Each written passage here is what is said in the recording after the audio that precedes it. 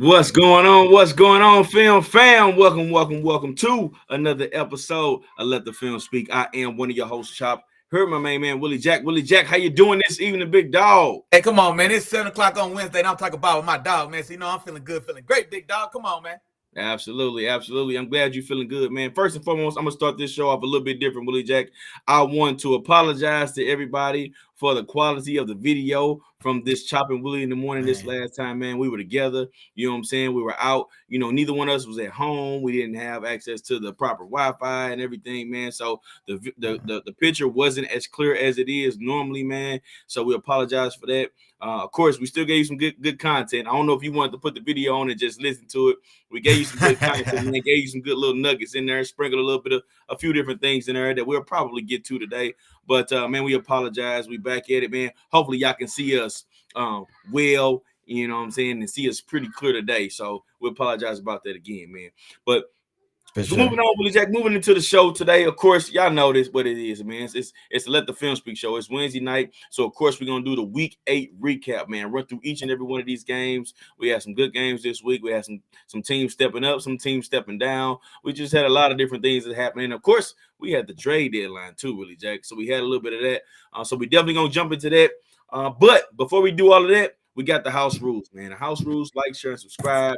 That same as always. Become the newest member of the film fam. We appreciate everybody's support, man. We appreciate y'all jumping in here. We appreciate everybody that's in here right now talking that trash with us, man. So we appreciate all of that. And then, of course, you got to hit that notification bell, because how else are you going to know what me and Willie Jack got going on, man? When we got some stuff cooking in the kitchen and what we putting together, man. You do all those things, and I guarantee you we will not let you down. Announcements, Willie Jack. Before we jump into the news, announcements.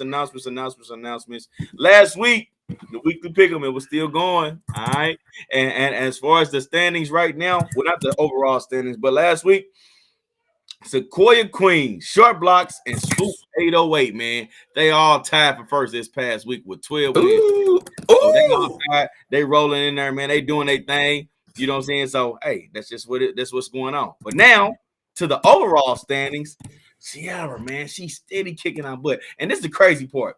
She was in the building. You know what I'm saying? We was all at the same place, you know what I'm saying, this past weekend when we did the Chopping Willie in the morning show. Yeah.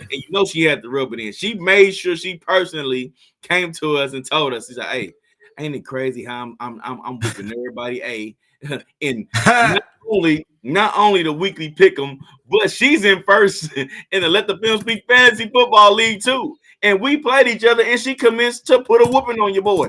So I don't know what's going on, man. I don't know who over there helping you, Sierra, who doing the homework. I don't know what type of insiders you got to, hook up with.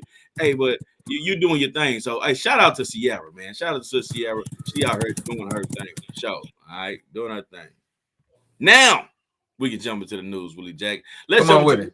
Of course, we had a few things that had happened since we last came on, and we want to jump into them. First and foremost, Leonard Fournette, man. Leonard Fournette, former Tampa Bay running back, former Jacksonville Jaguar running back, has signed with the Buffalo Bills, signed to their practice squad. Willie Jack, what you thinking about that move?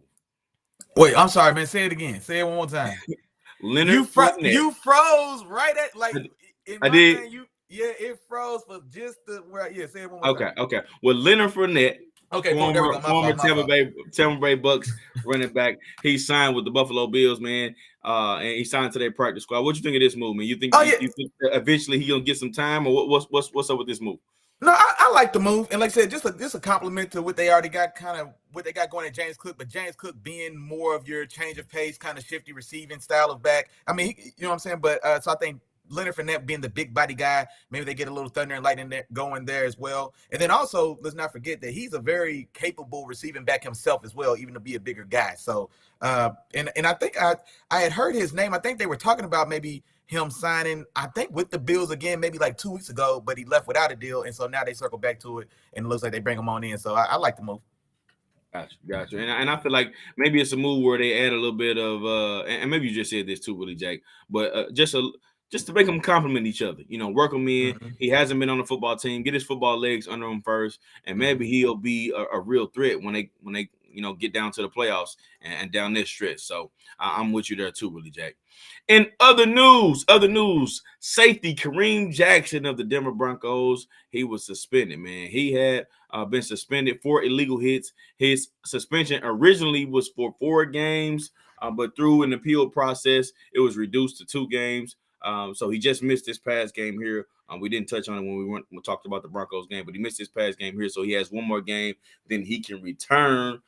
And this is one of the things that I've been seeing, Willie Jack. I've been seeing, kind of pay attention to this like on the low. Haven't really been saying much about it.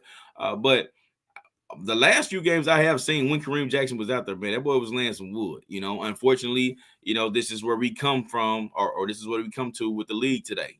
Another guy, a name out there, he wasn't suspended, but you see a lot of those penalties called on him as well. Is your boy Derwin James? Both of those guys they play a physical style of football, and they get a lot of those penalties called on them. But Kareem Jackson, he's got a 2-game suspension for a lot of those what they call illegal hits. So, Willie Jack, what's your thoughts on that, man? Man, yeah, just like you said, man, the league is no secret at all. The league's been cracking down on those style of hits, what they classify as unnecessary roughness hits on defenseless receivers, what could be classified as defenseless or not. Sometimes the thing I don't like about that call is sometimes a lot of those are in the gray. Now, sometimes they are just clear cut ones, like, man, what are you doing? You know what I'm saying? And those need to be suspended or fined out the game for sure. But a lot of those are in the gray, and there's shades of gray, you know what I'm saying? Light and dark gray, or whatever the case. But that's where I don't like it. But like I said, him being a repeat offender, and it was time to finally, I guess, make an example. Now, I would be curious to see, I guess, what his appeal was that got it cut in half, I guess, because the ruling or all that stuff seems to be pretty clear cut. And so I wonder what he was able to do to appeal and get it down to 2. But yeah, so yeah, like I said, the league's not playing about it, just like you said. So guys like Derwin James and some of these other guys who like to come in and lay those big hits, man, they not making it easy for you. Absolutely. Let's keep on pushing through the news, Willie Jack. We got a signing, man. And that signing was for Rashawn Gary, man. Edge guy for the Green Bay Packers signs a 4-year, $96 million extension. Willie Jack, I think you need to call. Hit Alexa up, man. Talk to Alexa, man. Let's see what's up with Alexa. What's going on? Hey, look, Lexa, cue that King Dolph because somebody done got paid. The boy gets 34.6 as a signing bonus, big dog. The boy signed and got 35 of them things off the top. So, Lexa, cue that King Dolph get paid. The bag is secured, man. So, we love to see that anytime the players get paid. And so, Rashawn Gary, man, a guy who I wasn't as high on coming into Michigan. Then he got to the league. He was a little bumps and bruises. He actually had a ACL last year. So, he has been playing pretty good. Maybe not statistically stellar, but is still playing very good ball for himself individually, even though that Packers defense hasn't been playing quite up to snuff as a whole. Gotcha. And I'm with you there too, Willie Jack. Yeah, with that move, man, it just locks in their guy that's been one of their better defensive players, or especially up front, if not the best over the last few years, man. He's slowly been coming along. He was an athletic freak coming out of Michigan. For sure. And I know me and you was going back and forth about him and Chase Winovich. Yeah, but he's shown to be the guy that's been lasting, that's been consistently doing his thing, and he does a really good job in the run game as well, which is where I really like him and where he really is an asset to a lot of different teams. So I like that there for sure. Like that there.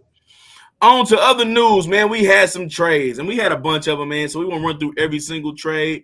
Some of them we'll touch as we kind of go through those games today. But I'll go ahead and jump in on, a couple of the bigger trades, man.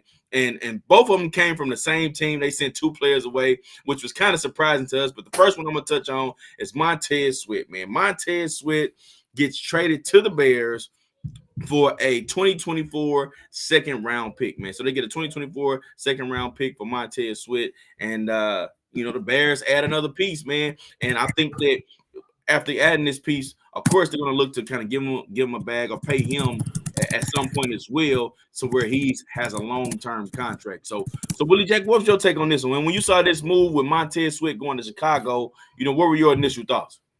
No, honestly, I wasn't surprised necessarily that he got moved, because between him and I know we're going to talk about Chase Young as well, but between the two, it was one of those things where it's a saying that Mike Tomlin says in Pittsburgh, 2 dogs and 1 bone. And so is one of those things where they only have room for one of them. We got to remember the two guys in the middle of that defensive line, Darian Payne and Jonathan Allen.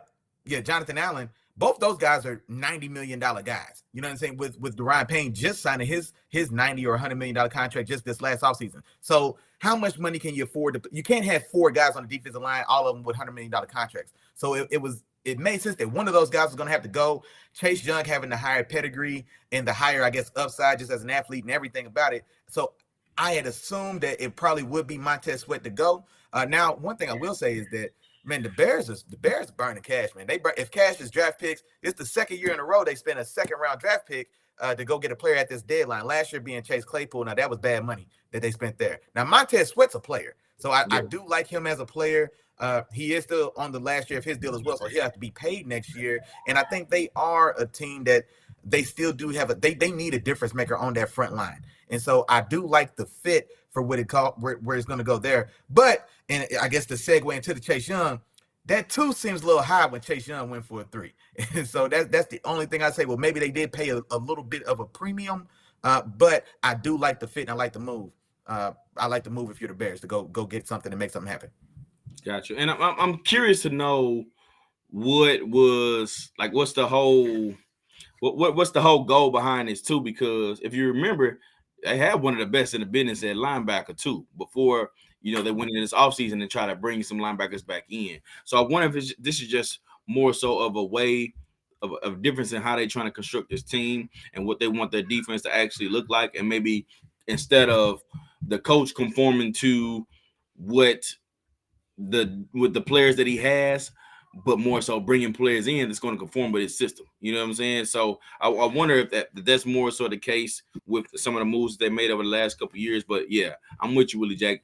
Montez Sweat is proven to be a player. Chase Claypool had a lot of question marks, but this one, I think they kind of nailed this one in terms of having a player that's going to be or make a huge impact on that particular defense. No, for sure. Gotcha.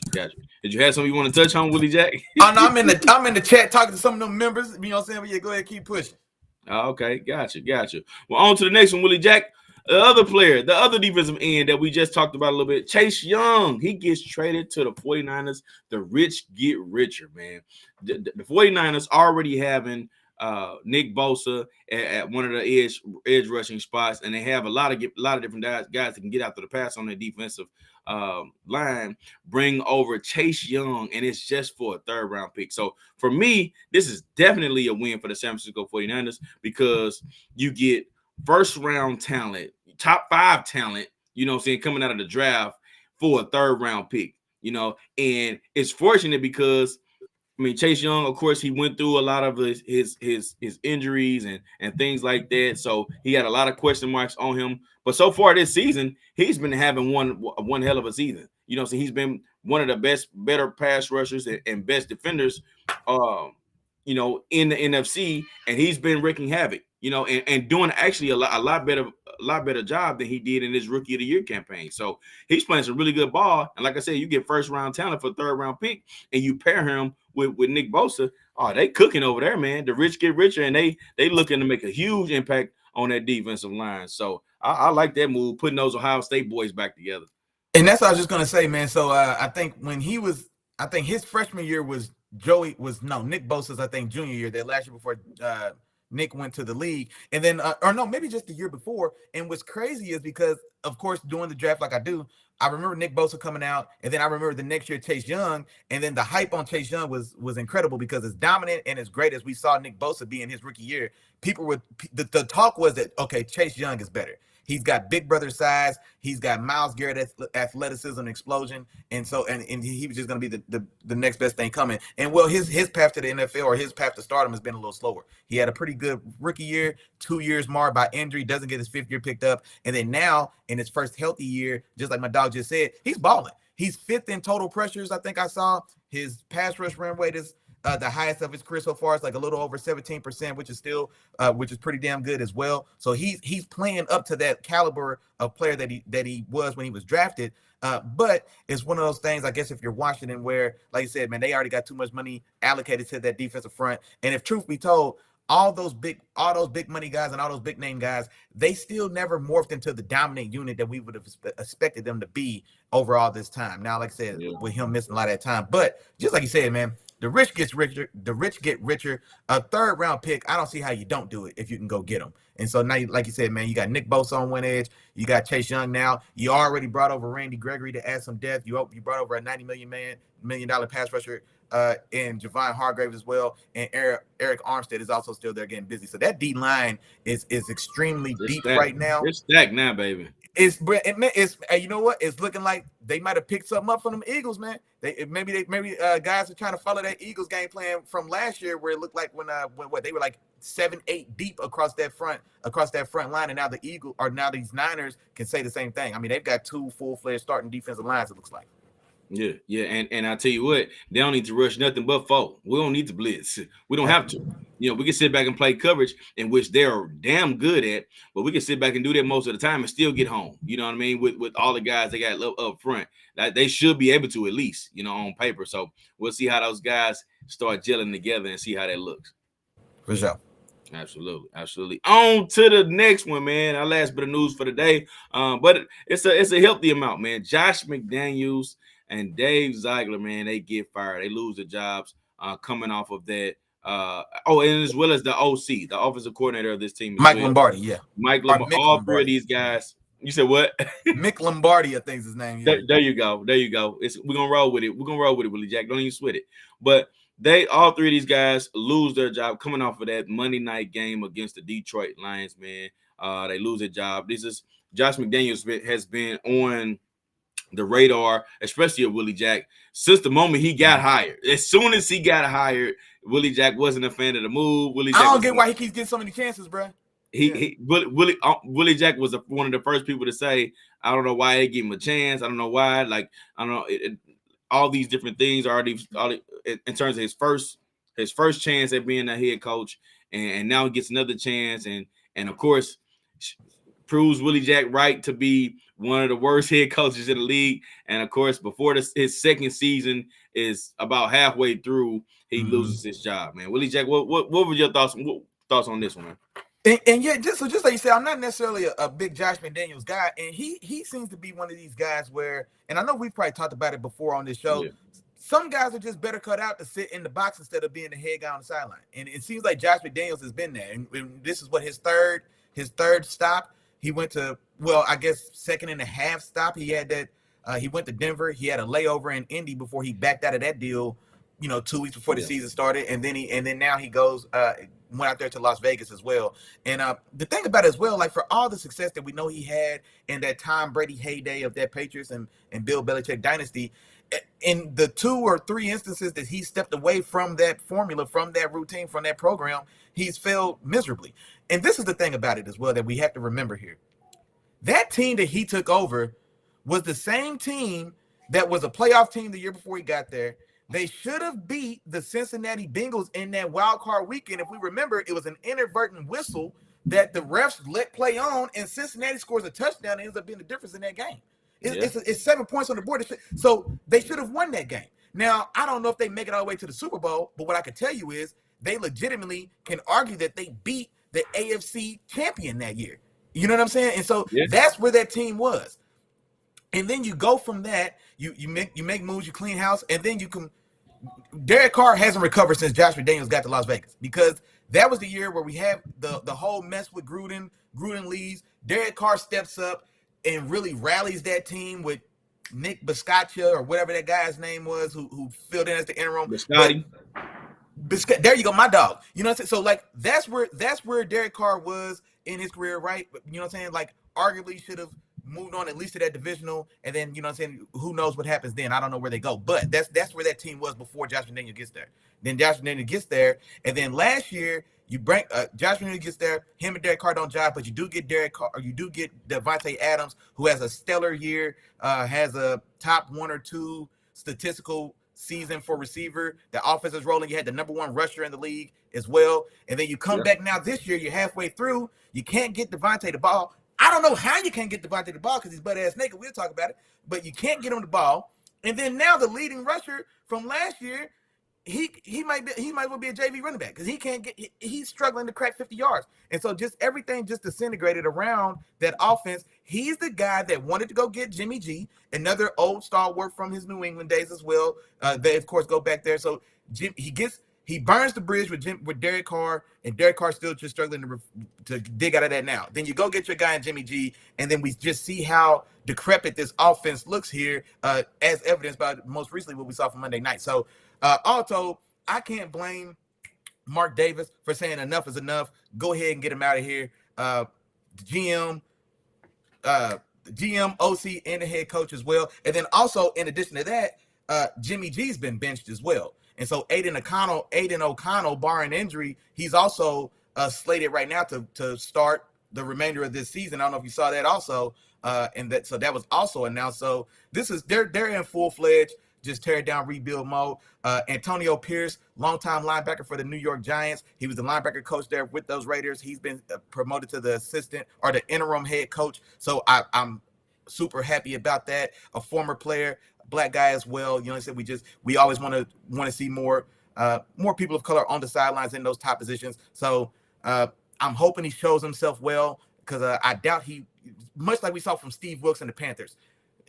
Chances are that they'll probably go another direction after this season's over, but I hope he shows himself well enough that now he gets a real look somewhere else, because there's a lot of other teams that probably need to follow Mark Davis's lead and go ahead and pull the plug on some of these other jobs as well. Absolutely. And there's a few names I can think of. Of course, we'll get to those at some point, and we'll be talking about them as we always talk about them as the season goes along. So we'll see how they go. Some of them being built out by their players, by being able to steal a couple games here and there. You know what I'm saying? More than they probably should be winning, but you know, we'll get to some of them. I'm positive this won't be the first or the last coach, you know what I'm saying, to lose that opportunity, you know, when this time comes. Zach, man, you put up a comment here, man. My dog Zach, man, he's in the building. How long until he replaces Bill O'Brien in New England? He already on the plane. So go ahead. No, I was gonna say I was just replying to him as well, and I said the same thing. I was like, you know what, man, Belichick ain't shy about bringing his guys back home, man. And so, like I said, he probably will finish the season on that staff. They can bring him in as a consultant title, just put him in the offensive room and let him and Billy O see what they could do to help kind of salvage or continue the salvaging of Mac Jones, who has, I guess, played substantially better these last 2-3 games than he did the first quarter of the season for sure. Same way Andy Reid brought Matt Nagy back, man. They brought him in there you go. Come on back home, man. They'll bring these back because one, he's familiar with how Bill Belichick runs things. Two, the New England team hasn't been looking good at all, you know what I'm saying, in that particular situation. So anything that can help Bill Belichick out in that offense or whatever they need to do, I'm best believe Bill Belichick is going to do it. You know what I mean? So hey, I wouldn't be mad about seeing that either, man. Wouldn't be mad about that.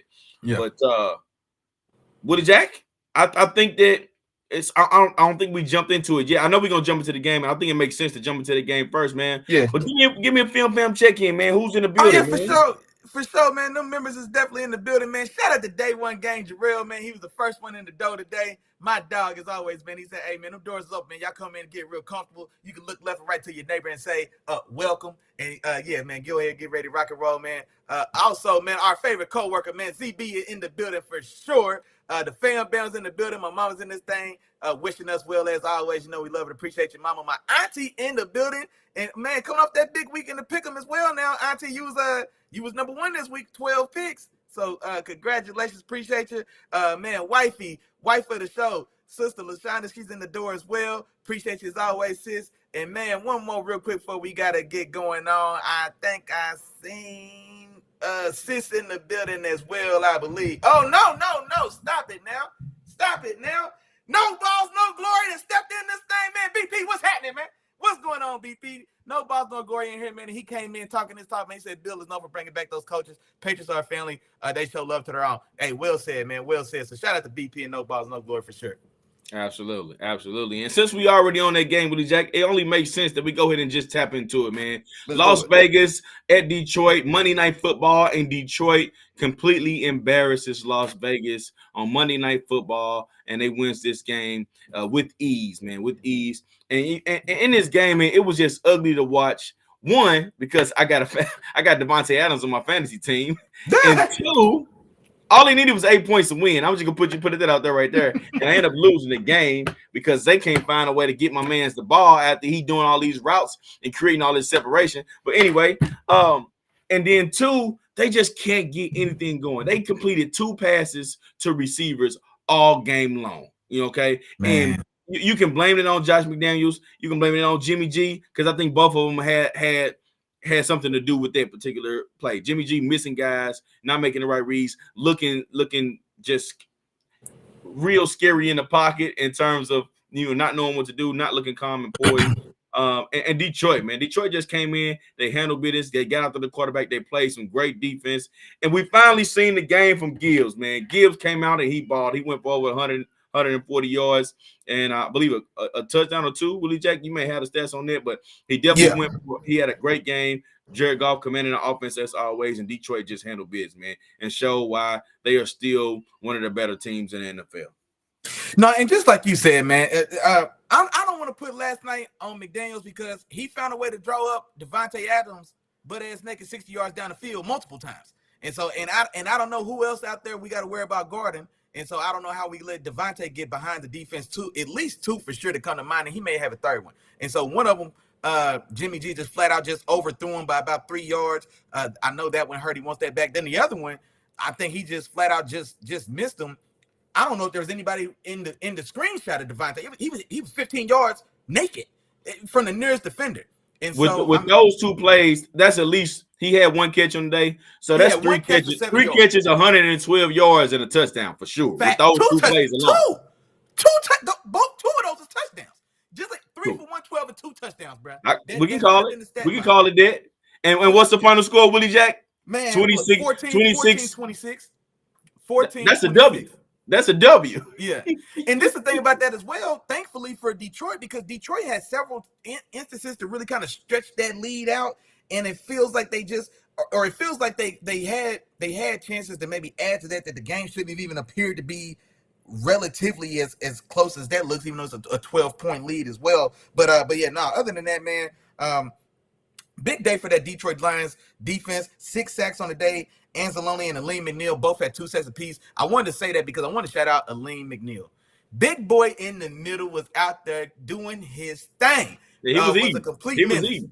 Complete menace in the middle, man. So 2 sacks on the day. Like I said, he was also problematic in that run game as well. And he was out there he's about 340 pounds, this guy. I'm talking about swim moves and smacking Josh Jacobs at the handoff point. For a guy to be that big and move as nimbly as he was, man. So he had a very impressive day. And then just to give you those numbers for Jamar Gibbs, man, went crazy. 26 for 152, and at least 1 touchdown. I thought he had a receiving touchdown in that game as well. I thought. But all said, man, a monster day for Gibbs for sure.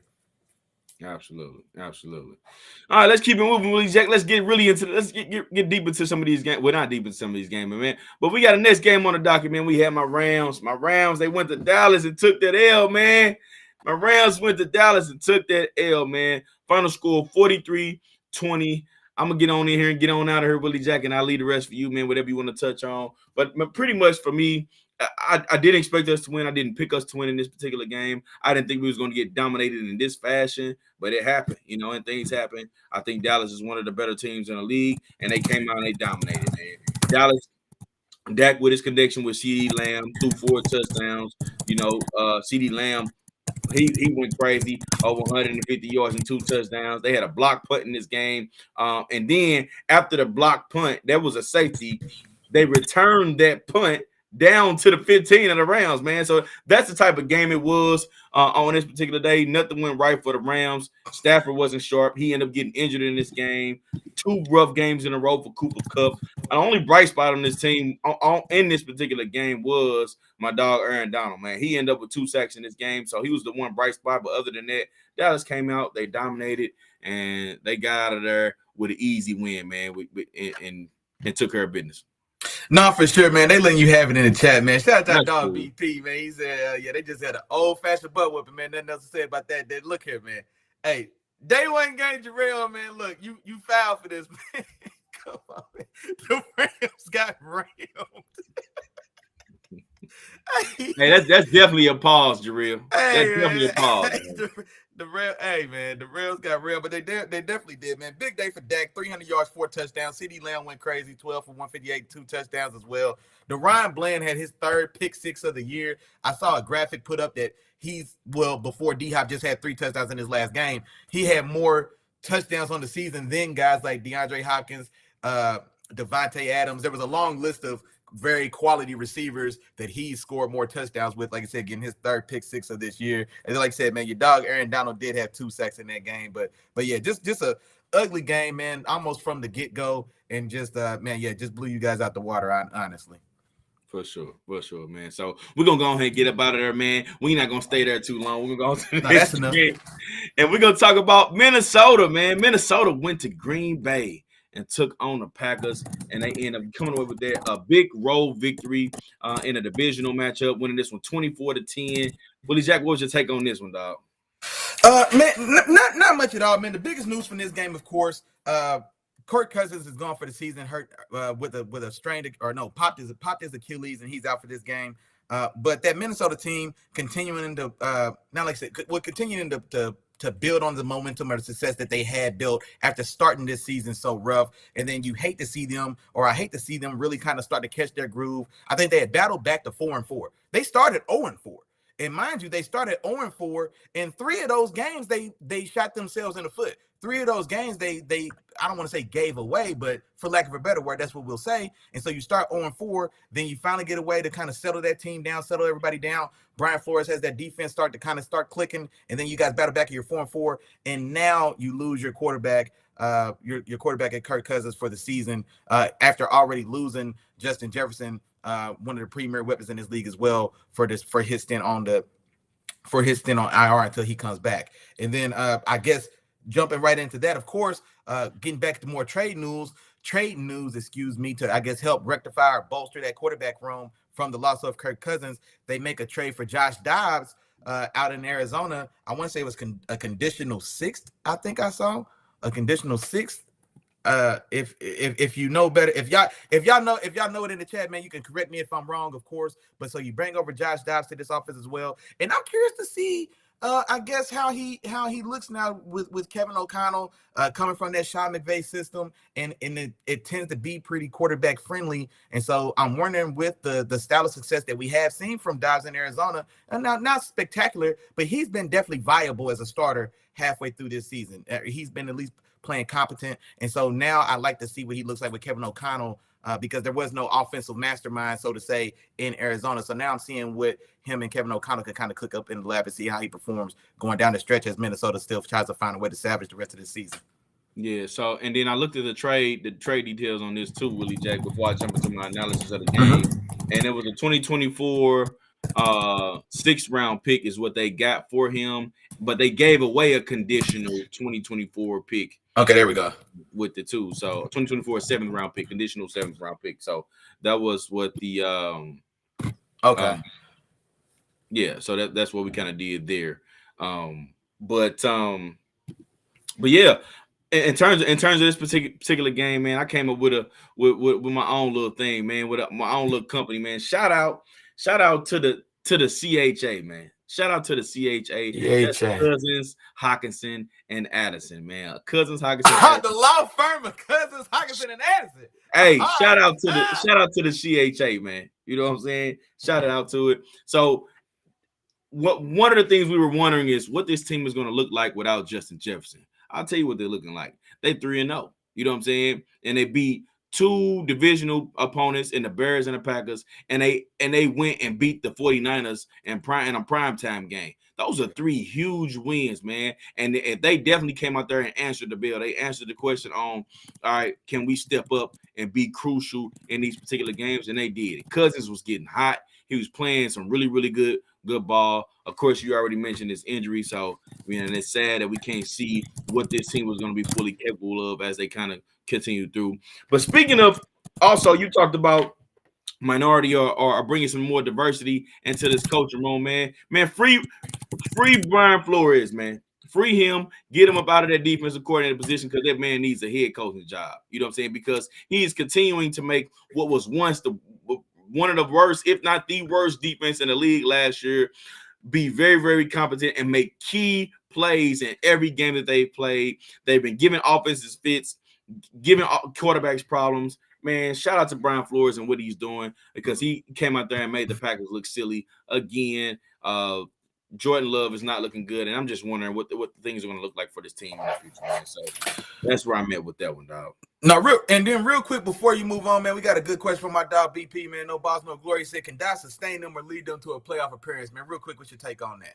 Like I said, you battle back to 4-4. That division's weak outside. Well, the division's weak at the bottom. There's only one threat in that division, the Lions. The Lions are going to run away with that. But any chance at all, Minnesota crawls, let's say, to that 7th seed? There's a small chance, but the reality of that situation is I don't know if we'll actually see that, man. I don't know if we'll see that. There's still certain aspects that's missing of this for this particular offense because one, we see Kirk Cousins, and believe it or not, as much flack as Kirk Cousins has gotten, you know, and I'm been one of the persons too that not having listed him as a guy, and I still don't think he's a guy, but he still goes out there. He can make some plays. He can make some throws. That boy, he's feisty when it comes to his decision making, and he's a gunslinger. So it's certain plays that he can make that Joshua Dobbs won't be able to make. And this team was led and pretty much carried by him and the receivers and the weapons they got in the passing game. They don't have any running game as of right now. Alexander Madison hasn't been able to do anything all season. Cam Akers, since he's been over, you know, so he's going to carry here and there. So he hasn't even had enough reps to really get the job done. So I would be curious as to what this team is going to look like with the quarterback that can't do the things that Kirk Cousins did. So I don't have too much faith in them being able to, you know, make the playoffs. No, and me neither. That was one of my almost my sentiments exactly. They're 4-4 at the break now, or no, excuse me, maybe, yeah, they're 4-4 now. So right at the midpoint, they got 9 games left. I said optimistically, you've got to be hoping for 5-4, best case.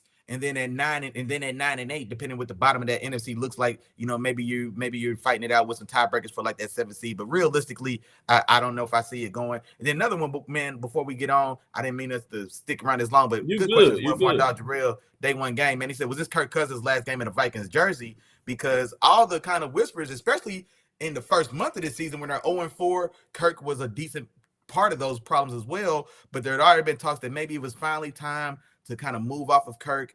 They had done those 1-year full guaranteed deals. It feels like, or 1 and 2 year fully guaranteed deals here over the last 4 years or so. And so was it finally time to kind of move off of Kirk and go find a guy? So like I said, I think this was they hadn't re-upped them this offseason as they had been doing the previous 2 years. So yeah, what are your thoughts on that, man? Is this Kirk's last year in a Vikings jersey? I don't think it should be. I wouldn't want it to be because who's next? Who's your guy? Kirk Cousins still got some valuable years left in him. You know what I'm saying? Sure. So with this being the case, with this being the situation, all right, just let the season be what the season is. You know what I'm saying? O'Connell's been showing what he's fully capable of. Let the season be what the season is.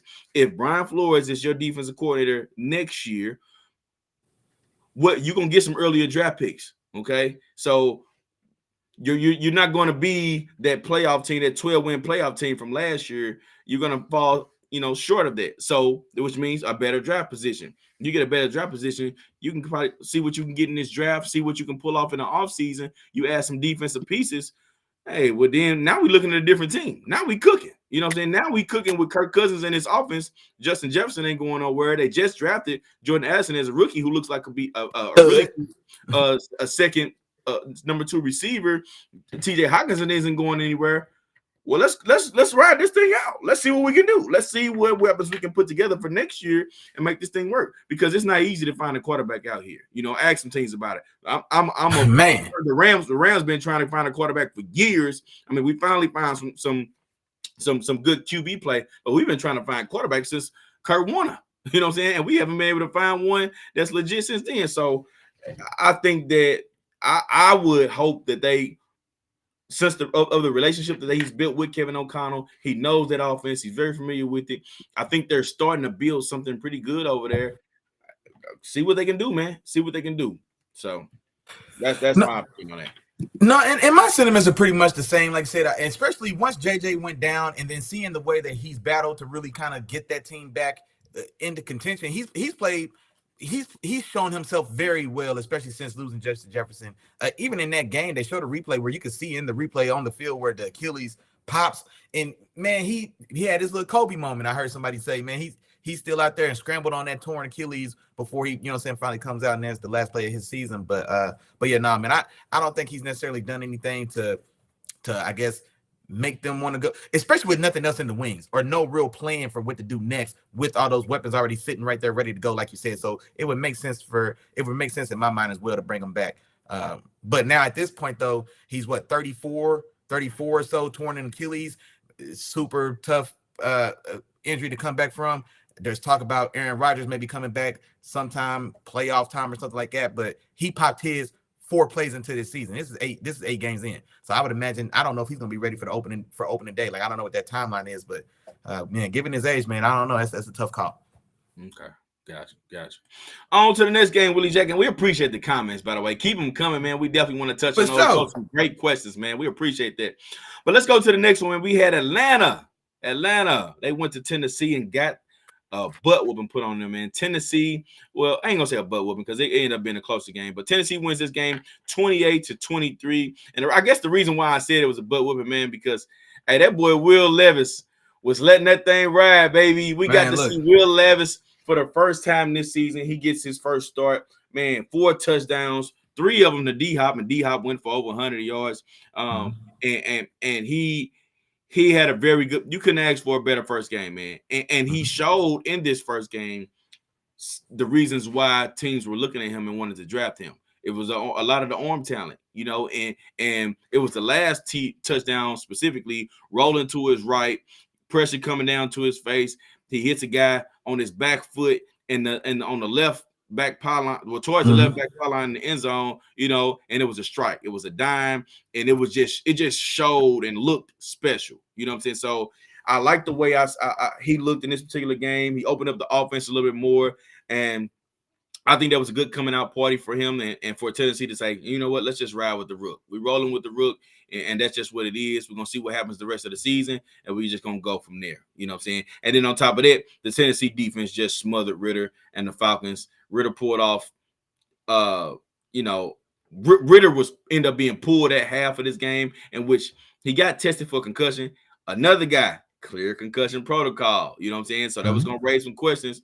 But in that first half, sacked 5 times, man. So sacked a lot, had another fumble in his games. Can't get rid of the turnover. So, so just a rough day for him. He gets pulled. But after he gets pulled, though, now here we go, Willie Jack. I got something for you. This is one of the games I really want to, I had something in store for you, brother. All right. That's in store for you. So Taylor Heinicke comes in. I've been talking about Taylor Heinicke. I've been loving Taylor Heinicke, baby. You a big Taylor fan. You know what I'm saying? But I'm going to tell you like this, man. Heinicke is like Meineke, man, because once you come in there, once you get him in the game, you're going to leave out rolling on them wheels, man. So that's what's going on. Taylor Heinicke is like Meineke. That's what it is, man. So you need to roll with it. Taylor Heinicke like Meineke. Taylor Heinicke's like Meineke, man. When he come out the shop, man, the wheels, he rolling, man. He rolling. Puts up 20 points in the second half. Really had a chance to come back and win this game. If it wasn't for a drop by Van Jefferson on 4th and 1, you know what I'm saying, right through his hands, they had an opportunity. Not saying he was going to win the game, but they did have an opportunity to do it. But the offense just looked a lot better with him behind center. And I'm just going to go ahead and say it, Willie Jack. Atlanta Falcons going to win this division, dog. Ooh. Atlanta Falcons. I don't know if we ever did mid-season bold predictions, but here you go. I'm just letting it out there. The Atlanta Falcons will win this division, okay? And the reason why I say that is because I think Taylor Heinicke is going to have what it takes to allow those playmakers to do what they're fully capable of. And we saw a difference in how Bijan looked in the first half versus the second half. Drake London in the first half. Now, Drake London got hurt in this game, but in the second half, Taylor Heinicke was putting it into places where only Drake London can get the ball. And I just saw the difference in the way he was running that particular offense. Taylor Heinicke is going to allow them playmakers to do what they do. Their defense had played good in certain moments, but Will Levis tore them up. But I think that he's going to put this team in position to where they're gonna play some really good football the second half of this season, and they're gonna fight their way to winning this division. This division is not a strong division, so yeah, Atlanta about to take this division, that dog. Now, I guess that is kind of bold because for one thing, the Saints have finally found a way to start scoring points. If we just look at these last 2 weeks, last two games, so they finally scoring some points to add to that tough defense they got, man. So that could be a little tougher going forward if they're going to continue to score points like they are. But no, let me be the first to say this, man. I probably owe Will Levis a baby apology because he was trash. He was trash. Hold on, Willie. Don't go apologizing yet because one game don't do nothing. That's what I was going to say. I was gonna give him a baby apology. You know what I'm saying? A baby apology. You get a baby apology because I was not a fan of that Kentucky film at all, man. And our dog ZB, he's in the comments as well. He's got a buddy for Kentucky that talked about his struggles when teams, you know, like I say, if you sit back and play coverage against him, man, he'll put the ball anywhere but until his own player's hands. But now you come out in this game, you go up top to D-Hop. Now, here's the thing I don't like, man. And I'm all for D-Hop getting buckets. And the league is better when D-Hop's balling. 4 catches, 128 yards, 3 of them was touchdowns. How do we not get OPI on that first one when he put AJ Terrell in a headlock and spun the boy around? That's what pisses me off. I want you to ball, but come on, dog. Give the defense a chance.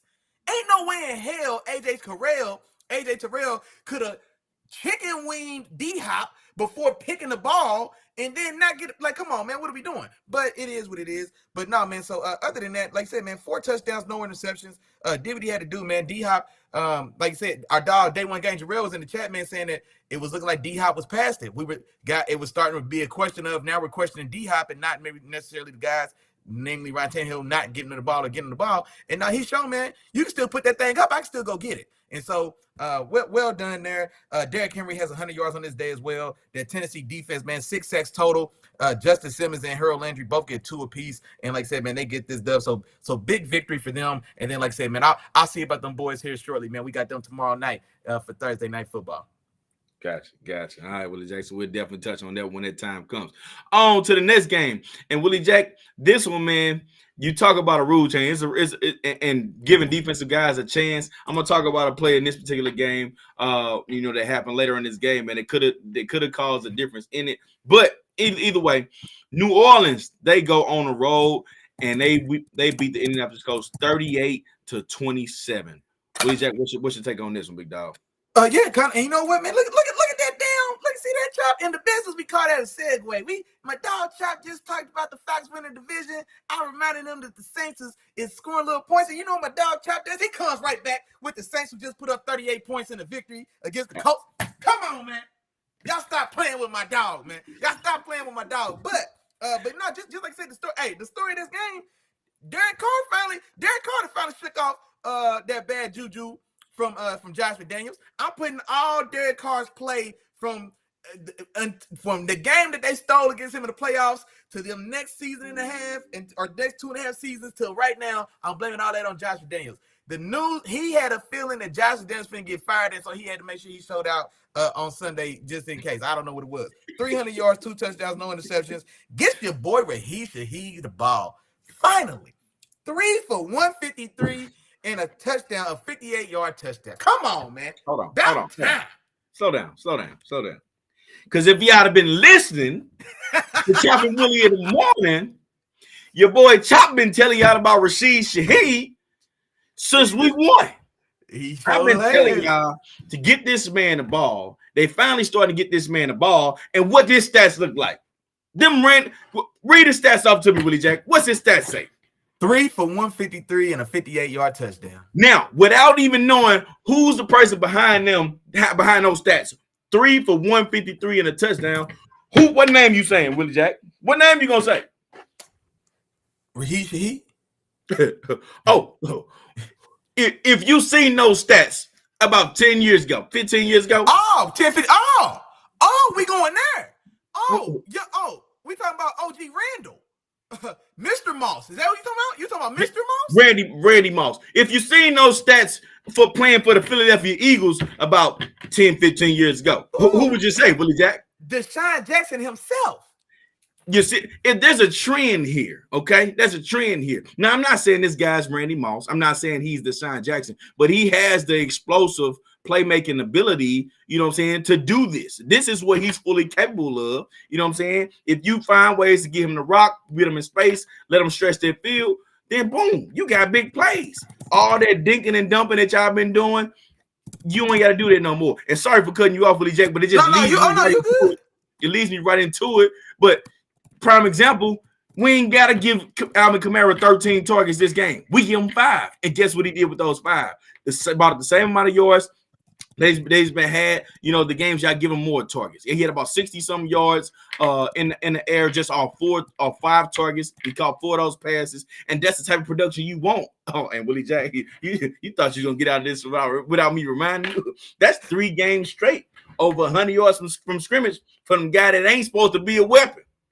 I'm just, I ain't gonna touch that. I ain't gonna touch that long, Willie Jack. I ain't gonna touch it long, and I'm gonna let you finish. I'm gonna let you finish. Get back to it. I was just a little pumped up about that. No.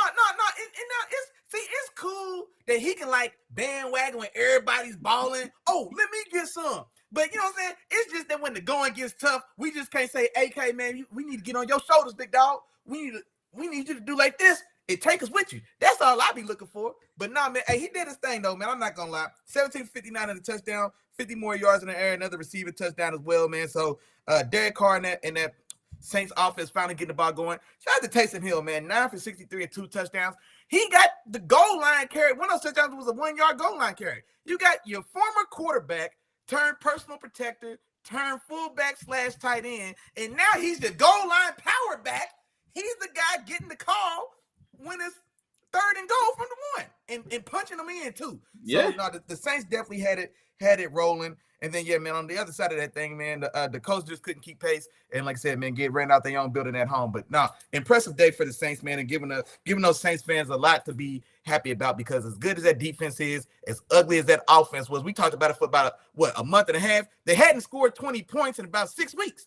And now look at them now, man. 2 weeks in a row. It's 2 weeks in a row touching 30. So, yeah, those Saints are going to give your Falcons a run now if you changing horses now to those Falcons. Those Saints that woke up and found some points. So I'm ready to see how it happens. They did. They woke up and found some points. Now, I got to touch on one play, Willie Jack, and then we can get out of here.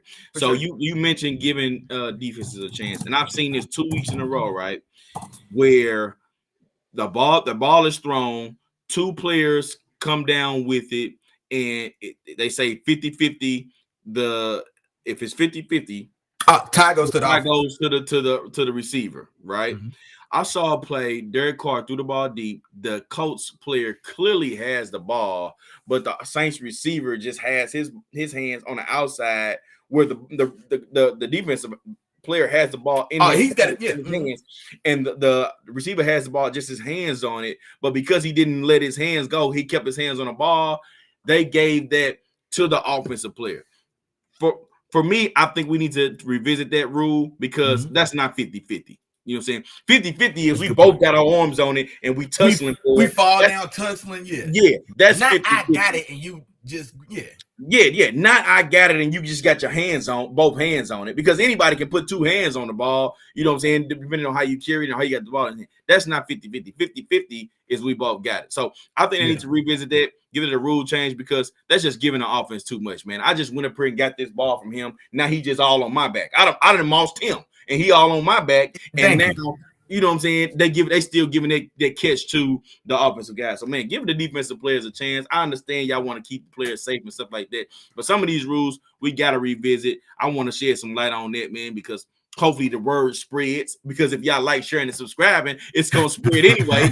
And if the word spreads, you know what I'm saying, maybe it gets to the NFL and they start to look at some of these different things in a different way, man. So that play ain't going to hurt nobody. That play ain't going to cause no injuries. You know what I'm saying? No, for sure. And like I said, man, that's just one of many. The league is not shy at all. It's no secret. They're skewing offense. Like we should start a petition, because plays like that are garbage.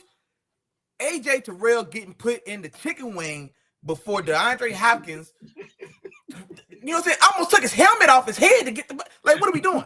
You know what I'm saying? No flag. That one right there. I'll tell you another one that I hate, bro. And I'm sorry that you got me on this rabbit hole. No, come on with it. Come on with it. Quick. I don't like that quarterbacks get that extra second on delay of games? No, because like the way it's written is you look at the zero, you look at the quarterback, you look at the zero, then you look back again to see if he still snapped it, even though you like, why? Why? What, add another second to the play clock. Let it be a 26-second play clock then. What are we doing? And then lastly, that damn RPO where you let linemen fire out 2 yards down the field before you could pull it and throw the screen pass. What are we doing? Like, that is ridiculous. All right, but yeah, I digress. I got you, Zach. Hey, I'm with you. We're gonna talk about like helmet-to-helmet contact initiated by offensive players as well. There's some things we can talk about. They ain't ready for that though. We'll be here all day. That's its own episode, Willie Jack. Yeah, that's its own episode. You know what I'm saying? So we gonna get on about it. Us being defensive players, you know what I'm saying? That's the side we're gonna stand on, man. Yeah. Y'all offensive guys, y'all getting everything. Ball, you read hi-hat, run play. Lineman fires out, he's 2 yards up the field. It's a run. Yeah. Now what am I gonna do? I'm gonna tell my nephew now, bro, get your run past read. Well, shit, yeah, he's 3 yards up the field. Coach, what you want me to do? You're like, man, come on now. What are we doing? What are we doing? Absolutely, Willie Jack. I'm with you. 100%, man. 10 toes down with you. On to the next game, Willie Jack. We had the New England Patriots go to Miami to take on the Dolphins. Dolphins end up taking care of business at home, 31-17. Willie Jack, talk to me, brother. Man, and you know what? Big day as well, man, for Tua. Over 300 yards, 3 touchdowns in this game. Does throw an interception. Tyreek goes for 100 and a touchdown. Waddle goes for 100 and a touchdown. So all the big name guys showed up and did what they had to do. Mostert also got a touchdown in this one. But welcome back to the party, Jalen Ramsey. Jalen Ramsey, ahead of schedule, comes back off that knee he tore, 2 weeks before the season was due to start. Comes back, makes his start. It gets an interception in this game. And not only does he get an interception, it should have been a pick six. Yeah, he should have taken this at crib. He should have took this to the crib. Like, for real. And so, welcome back, Jalen Ramsey. And then, honestly, on the other side of that, this game, what they end up winning, it's a 2-score game. But let's not forget, this was a 1-score game. Miami gets that last touchdown kind of later in the fourth quarter before it spreads out. It was 17-24 midway through the fourth quarter. So New England does a relatively decent job kind of keeping pace or keeping up with the Dolphins for the bulk of this game. This game wasn't really necessarily out of hand score-wise, but like I said, Miami does get a touchdown later through that fourth quarter, kind of spread it out. But yeah, no, man. So continuing that trend there, one more thing I want to say, Kendrick Bourne with Mac Jones and that offense, they had finally kind of started to get a little traction these last couple of weeks, thanks in no small part to Kendrick Bourne, who had kind of taken over as that kind of more the only dependable guy they had on the outside. And then now you lose him for the season in this game as well. He has 3 for 36 and a touchdown before they lose him.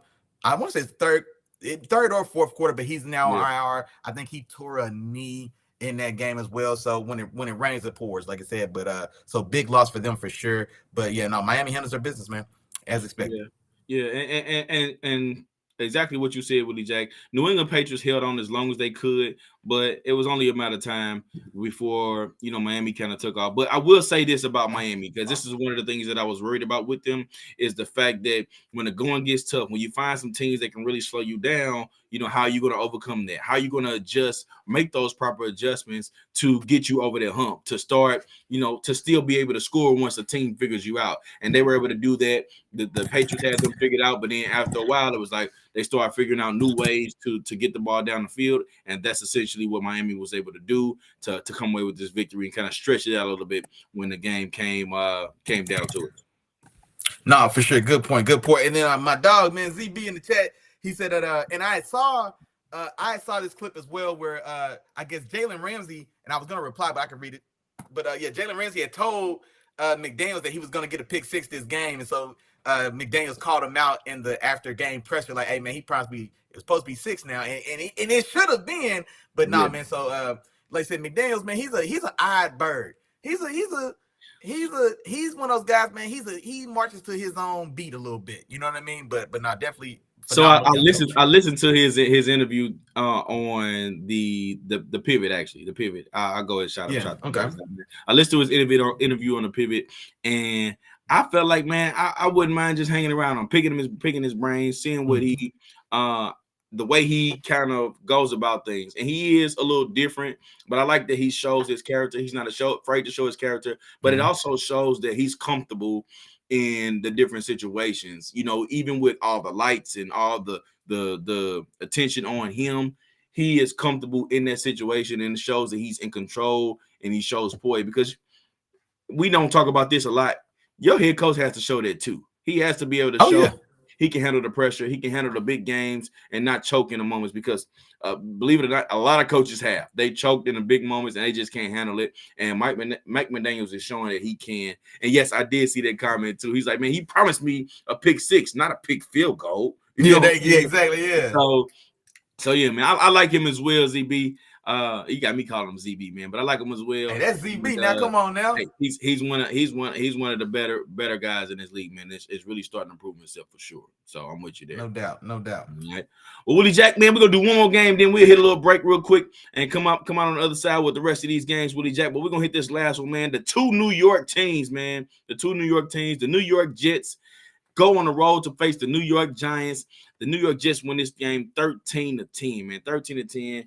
And this game has to be super disappointing to the New York Giants because they had that game in the wraps. You know what I'm saying? And speaking of coaching decisions, down to the moment, you know what I'm saying? It was a questionable one. Now, I know oftentimes me and Willie Jack see things different ways in terms of coaching decisions. So I'm interested to know your opinion on this play, and I'll just go right into it. Okay, man. Come on with it. But the New York Giants are up. You know what I'm saying? They're up in this situation, and they are in field goal range. It's fourth down, but it's deep field goal range. It's a long field goal. Now, here's the other part of this too.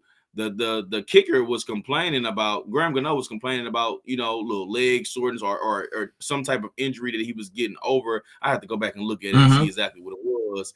And he elects to go for the long field goal instead of punting and putting them in position or putting them deep into their own territory. Now, don't get me wrong, it probably going to be about 24 seconds left or maybe a little bit over that when the Jets get the ball back and they got to drive the full length of the field. Worst case scenario, the ball goes through the end zone. They got to drive 75 yards. All day long, I'm banking on my defense. Ain't no way the New York Jets about to get down this field and get in field goal range in that short amount of time and tie this game up. Instead, like I said, he elects to do that. They miss, put the Jets in good field goal position. They go down. Send them into overtime, and then boom, there you have it. In overtime, they go down and win this game, man. So I'm gonna make sure I got the right. Hold on, did they come down and send the game to overtime, or was it in overtime? They come down, kick the field goal to win the game. It was one of those. I can't remember exactly when it was, but that was a coaching decision. I felt like, come on, man, you got to put them down. Put them down in there in the corner, especially with the circumstances. Neither team on offense was able to do much. I know numbers wise, and that's another part. I'm sorry, and I'm gonna get out of the Jake. I feel like Dayball started to coach scared too, because even with them being in a situation where they have to score, you know, when they was the back was against the wall, he didn't let the quarterback DeVito do anything. Now I know Tyrod Taylor got out, but you got to win this game. This is a must-win game. You know what I'm saying? And your back is against the wall. So if your guy goes out there and throws an interception, so be it. But the play calling was very, very conservative. Wasn't aggressive at all. Wasn't trying to go downfield. And I think all those things came back to bite them, and the New York Jets win that game. No, and I guess as far as your original question, as far as go for it or don't go for it, or like what I do in that moment right there.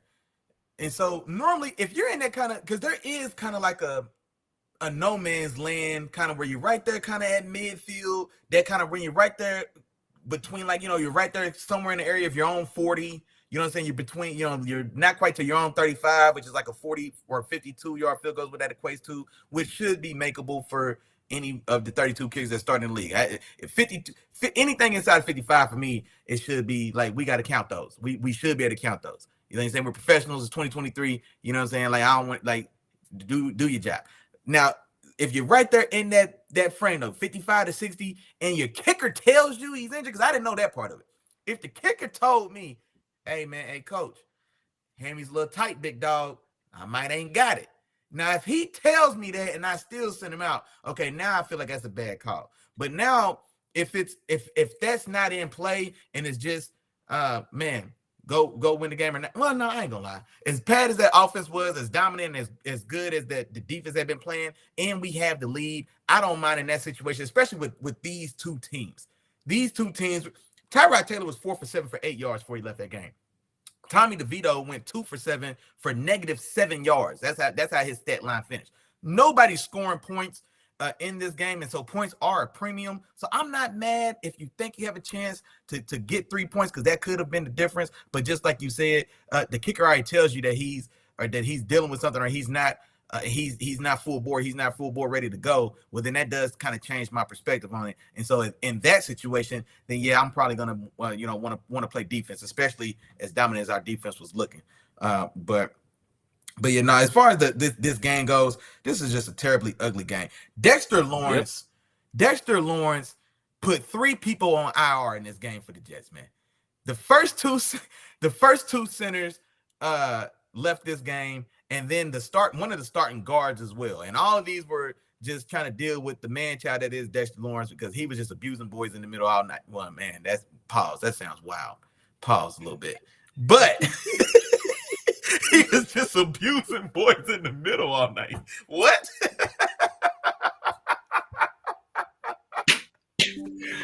Hey, dog.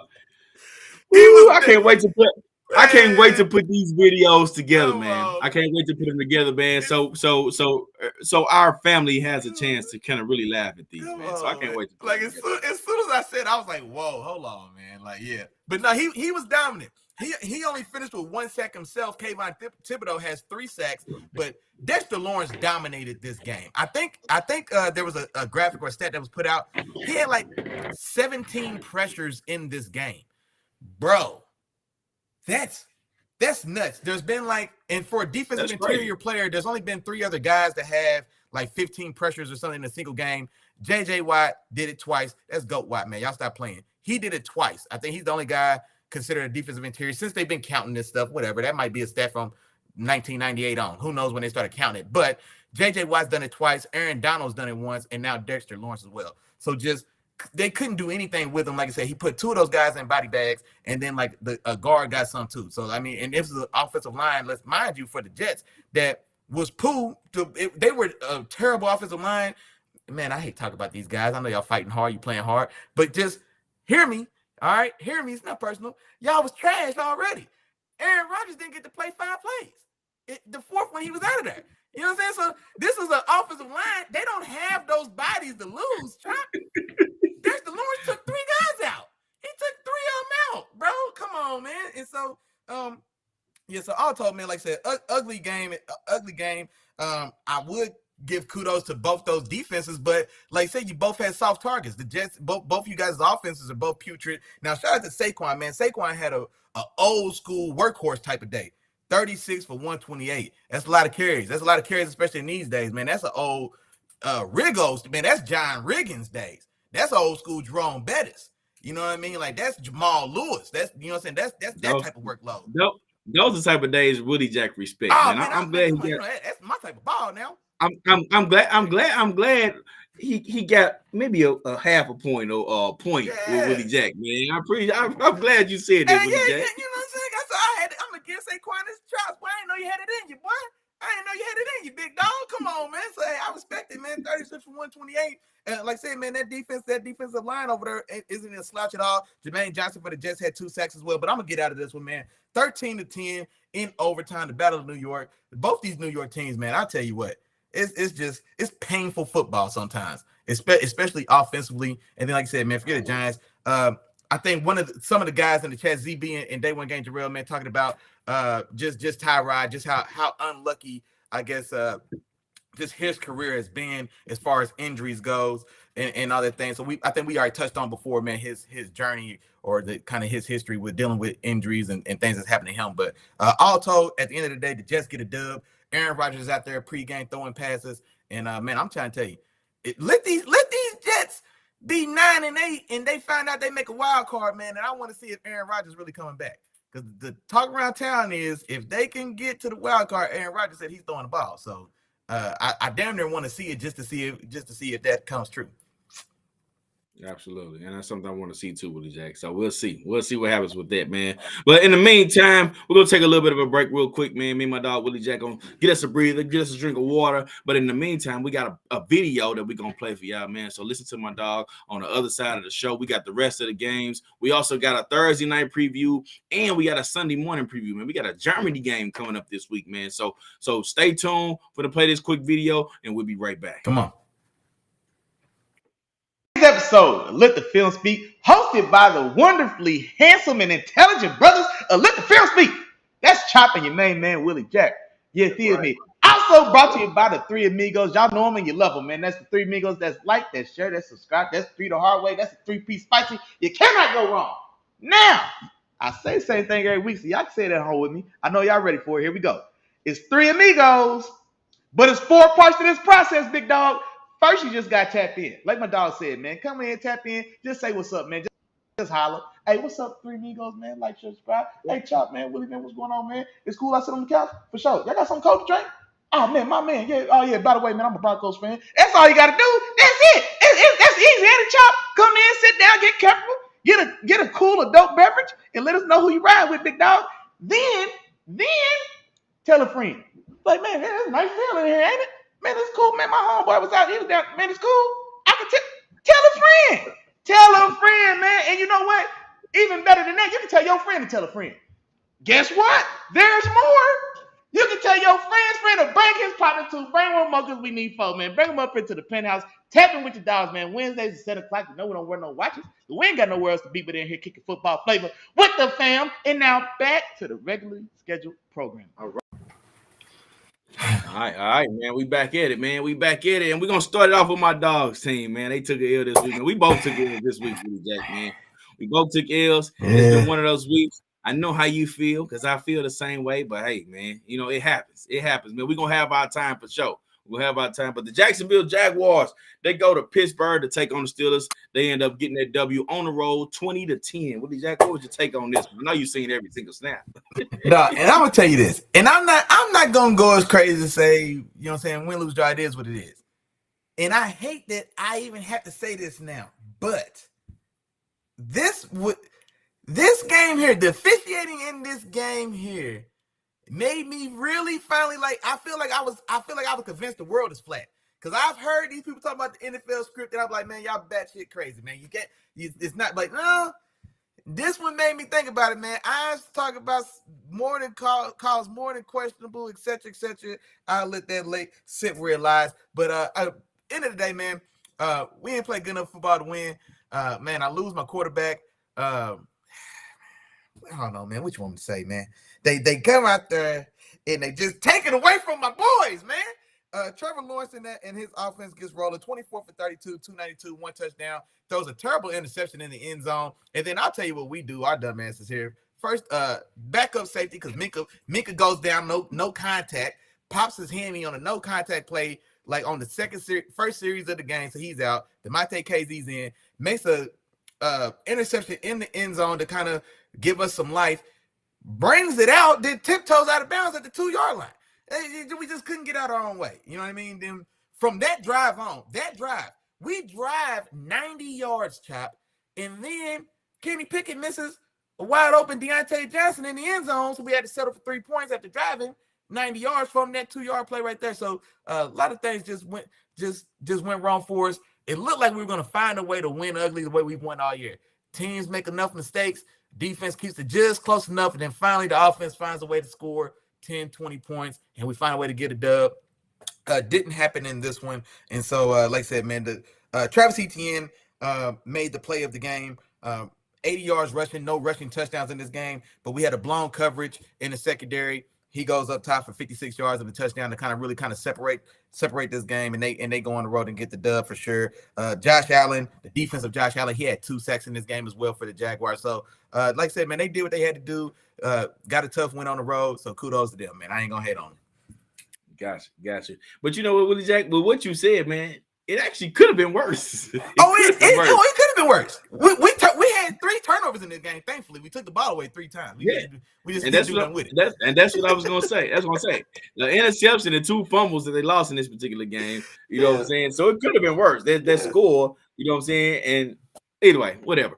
But that's a part of, and that's I wanted to touch on the Jaguars in this one, but that's a part of that game I think they really have to improve is the consistency, because from drive to drive, they look different as a team. They'll come out one drive and they have those turnovers, but then they'll come out the very next drive and they'll have, you know, uh, a perfect drive put together, and it looks like, oh man, this is one of the best teams in the league, which is what they can be, but it looks like they're going back to, I don't know if it's necessarily good Trevor or bad Trevor, but it's still inconsistencies with this team. I don't know if it's with the decision making, play calling, but there's things with this team that they have to clean up in order for them to be more consistent. If they are able to be more consistent, this can be one of the top teams. But because they can't get this together, they can beat, average teams, but the good teams that they're gonna keep struggling with. So we're halfway through the season. Teams are gearing up to get ready for the playoffs. This is the time where you need to start shoring up those things.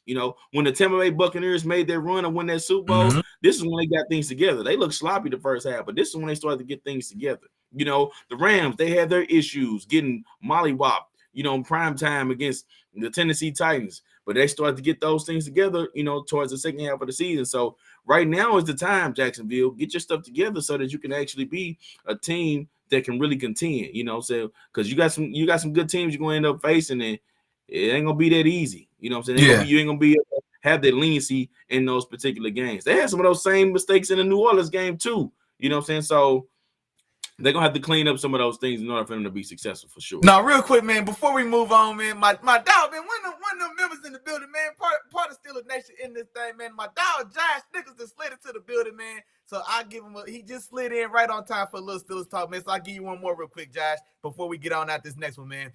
If you know anything about Pittsburgh football, you know there is a campaign to fire our offensive coordinator, Matt Canada. But I'm not gonna lie, man. The last 2 weeks for sure. I think we've seen a big turnaround as far as schematically going. Josh, man, just while you're in here, man, what you think about Canada, man? You want to let him live or what? Because these last 2 weeks, man, he's got something going. Now, one thing I will say about this game, we only got the ball to George Pickens one time. And now teams are treating him like the number one. So Jacksonville definitely rolled all the coverage for him. And so it was a heavy day for Deontay Johnson, which was perfect, except when he's dropping the ball. But other than that, he can eat. He went 10 catches for, I think, 85 yards. Just one of those guys that just gets open intermediate and just moves the chains. That's what he does. We only get the ball to George Pickens one time. It's a 22-yard touchdown. You know what I mean? But we can't go 4 quarters and not get a guy like at the ball. But while I got you in here, man, when them Steelers Nation's brethren, man, what you think about Matt Canada, man? You ready to stall him out a little bit, man, or he still got to go? Oh, damn, man. He already beat me too. He said immediately. He's ready for him already. He ain't going to get no love. He said immediately. Okay. Yeah. I'm. They go back and forth, man. This is the thing. I trust Mike Tomlin. That's the thing for me. I trust Mike Tomlin. But the thing is, I feel like Deontay Johnson is opening up the offense. Deontay Johnson really is opening it up because he's the guy that, like I said, that man beater that moved the chains to make easier throws for your starting quarterback. I think y'all have some personnel issues on offense. So I think you have some things there. I think y'all have some issues with maybe the offensive line coach and trying to get that offensive line together. You know what I'm saying? Those are things for sure I think that y'all have issues with.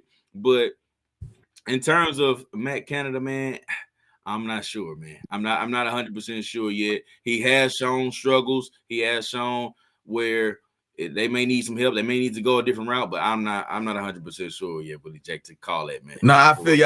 And then, man, speaking of, man, you shouted out earlier, man, but we got Sierra in the building, man. She said the champ is here. Y'all quit playing, man. She said the champ is here. Hey, you got it for right now. but like I guarantee we on our way. We on our way. You know what I'm saying? So you better stay on the lookout. Hey, I'm coming. Hey, wait, what did he say? He said, hey, you like baseball, don't you? Well, we on deck. On me. On me. What Deion said when he went to Colorado? We come. Oh yeah, for sure you're right. So, yeah. Stay tuned. On to the next one, Willie Jack, man. We had a good one, man. Another divisional matchup. The Philadelphia Eagles went on the road to go play Washington, and they win this game 38-31, Willie Jack. And I know this is one of the games you want to talk about, so I'm gonna get out your way on this particular one.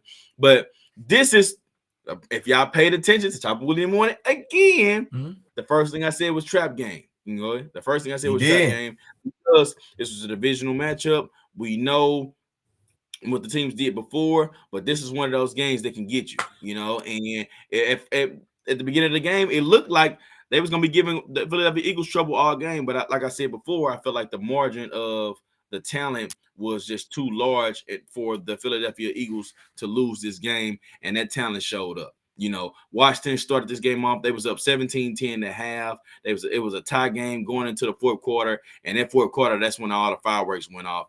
And AJ Brown, man, he took over this game. Shout out to my dog Willie Jack because he gave y'all the nuggets. He told y'all. I was about to remind him. I was about to remind him. Don't worry about it. Don't worry about it. I'm gonna set you up, man. I'm gonna get on about your way. But Willie Jack told us that AJ Brown was gonna be the player of the week this week, man, and he took over this game. It was like, hey, I don't care what's going on. I'm that dude. Give me this rock. Throw it up. Do whatever you need to do. I'm going to go get it, and I'm going to make you look good, Jalen Hurts. And that's essentially what he did and help carry this Philadelphia Eagles team to a victory, man. Willie Jack, go ahead and do your thing. Yeah, no, for sure. Just like my dog Chop said, man, I was expecting AJ Brown to have a great day, a dominant day like he did. And I like the matchup against Washington because that secondary has been getting torched by it feels like they're getting, if there's a quality receiver on another team, he can get busy. And so, like I said, man, AJ Brown is now running butt ass naked back and forth across that end zone with DJ Moore. They still back there wide open. They still loose. They still ain't covered them yet. And so I definitely expected a big day. He could change that trend. 8 for 130, 2 touchdowns.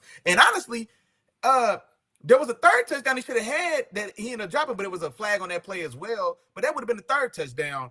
I want to say like in the third quarter. It was like I don't know. Don't let me misremember. But other than that, this was a damn good game. And like I said, Washington comes out, jumps right out to a lead in this game. Philly showing their true test, or showing their facing this test, showing their true mettle, and they battle back and they take control of this game, especially like I said, once we get into the second half for sure. Big day for Hurts, man. 300 yards, 4 touchdowns, no interceptions. Devontae Smith also had a big day in this one, 99 yards and a touchdown also. And then here's the thing about it as well.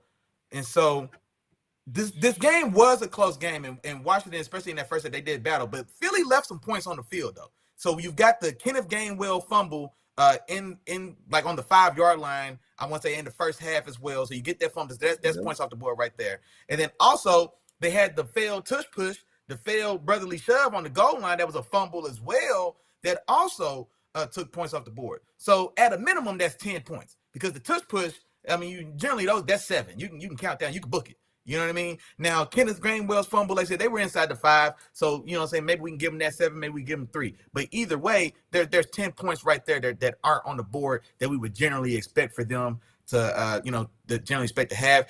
Shout out to Julio, man. Your boy Julio got in the end zone, man. One more day in the zone. One more day in the sun for your boy Julio. Gets himself a touchdown, man. 1 catch for 8 yards. If you're only going to catch 1 pass, you might as well score. It makes sense to me. You know what I'm saying? If you're only going to catch one, catch it in the end zone. And that's what he did. And now that I think about it, Julio caught the game winning one. So to me, if you can go to a guy to win you the game, you got to go to the best. You know what I'm saying? Is that too far? Did I go too far? Yeah, that's too far now. That's definitely too far. That's definitely too far for sure. Oh, inside the 3-yard line. Yeah, I'm about to say, I know that was like right up against the goal line for sure. And man, look who it is, man. They in the building. They in the building, bro. They in the building. Tolbert. Boy, I tell you, boy, hey, it's been a long time, boy, where you been? It's been it's good to see you. And not necessarily a Philly fan, but definitely an AJ Brown fan. Definitely an AJ Brown fan for sure. I remember draft night, I was going crazy. I couldn't believe they let Howie Roseman commit highway robbery in front of everybody on draft night. And so I was expecting big things, man, and he's blown out. My expectations blown, and I thought I loved that move when it got announced draft night, man. So definitely that. Then on the other side of the ball, man, got to give a shout out to my dog, Sam Howell. Now, Sam Howell goes 39 for 52, 397 yards, 4 touchdowns, and an interception in this game. And the interception he threw, it was an ugly interception. That one was an ugly interception. And honestly, it wasn't at the end of the game, but it can be argued that's what gave the space or distance between them and Philly. I want to say it was 24 24-17 at that moment, or maybe it was 24-24 at that moment. He throws the interception around midfield, and then Philly does cash in and gets a touchdown there, and they stretch it out. I think it was 17, 24-17. I think then Philly goes up 31-17, and then or 31, whatever. But that kind of was one that spaced it out. Now there was still a lot of ball left in this game, and then they, of course, they still do come back. They get one more score in the fourth quarter, but then they like I said, they run out of time, whatever the case it may be. But against this defense, a defense that they have admittedly struggling in the secondary. We know they just made the big move to get Kevin Byard, but against this defense, which is still a very stout unit, especially up front, he threw some darts, bro. And this is what I be talking about. Like, he throws some lasers. I'm talking about like splitting three defenders on the move. Like he has it. Like, and I really do feel that. And 39 for 52, bro, that's 52 attempts, 400 yards on that Eagle defense, and the accuracy clip is what's still so amazing, because that's damn near 4 for 5. That's like 72% accuracy on 50 attempts. Like those are crazy numbers. Like those are, man, yeah, those are crazy numbers, man. And so like I said, man, I'm a Sam Howell guy, man. Sam Howell's a player. Like I'm standing on it, man. Sam Howell's gonna be a player. I love with him. The magic we see between him and Eric Bieniemy with the two moves they just made to trade two of their young studs on defense. It almost looks like Washington may be kind of ready to concede this year. Ron Rivera, likely his last season, he's been kind of stagnant there as well, so likely he's done.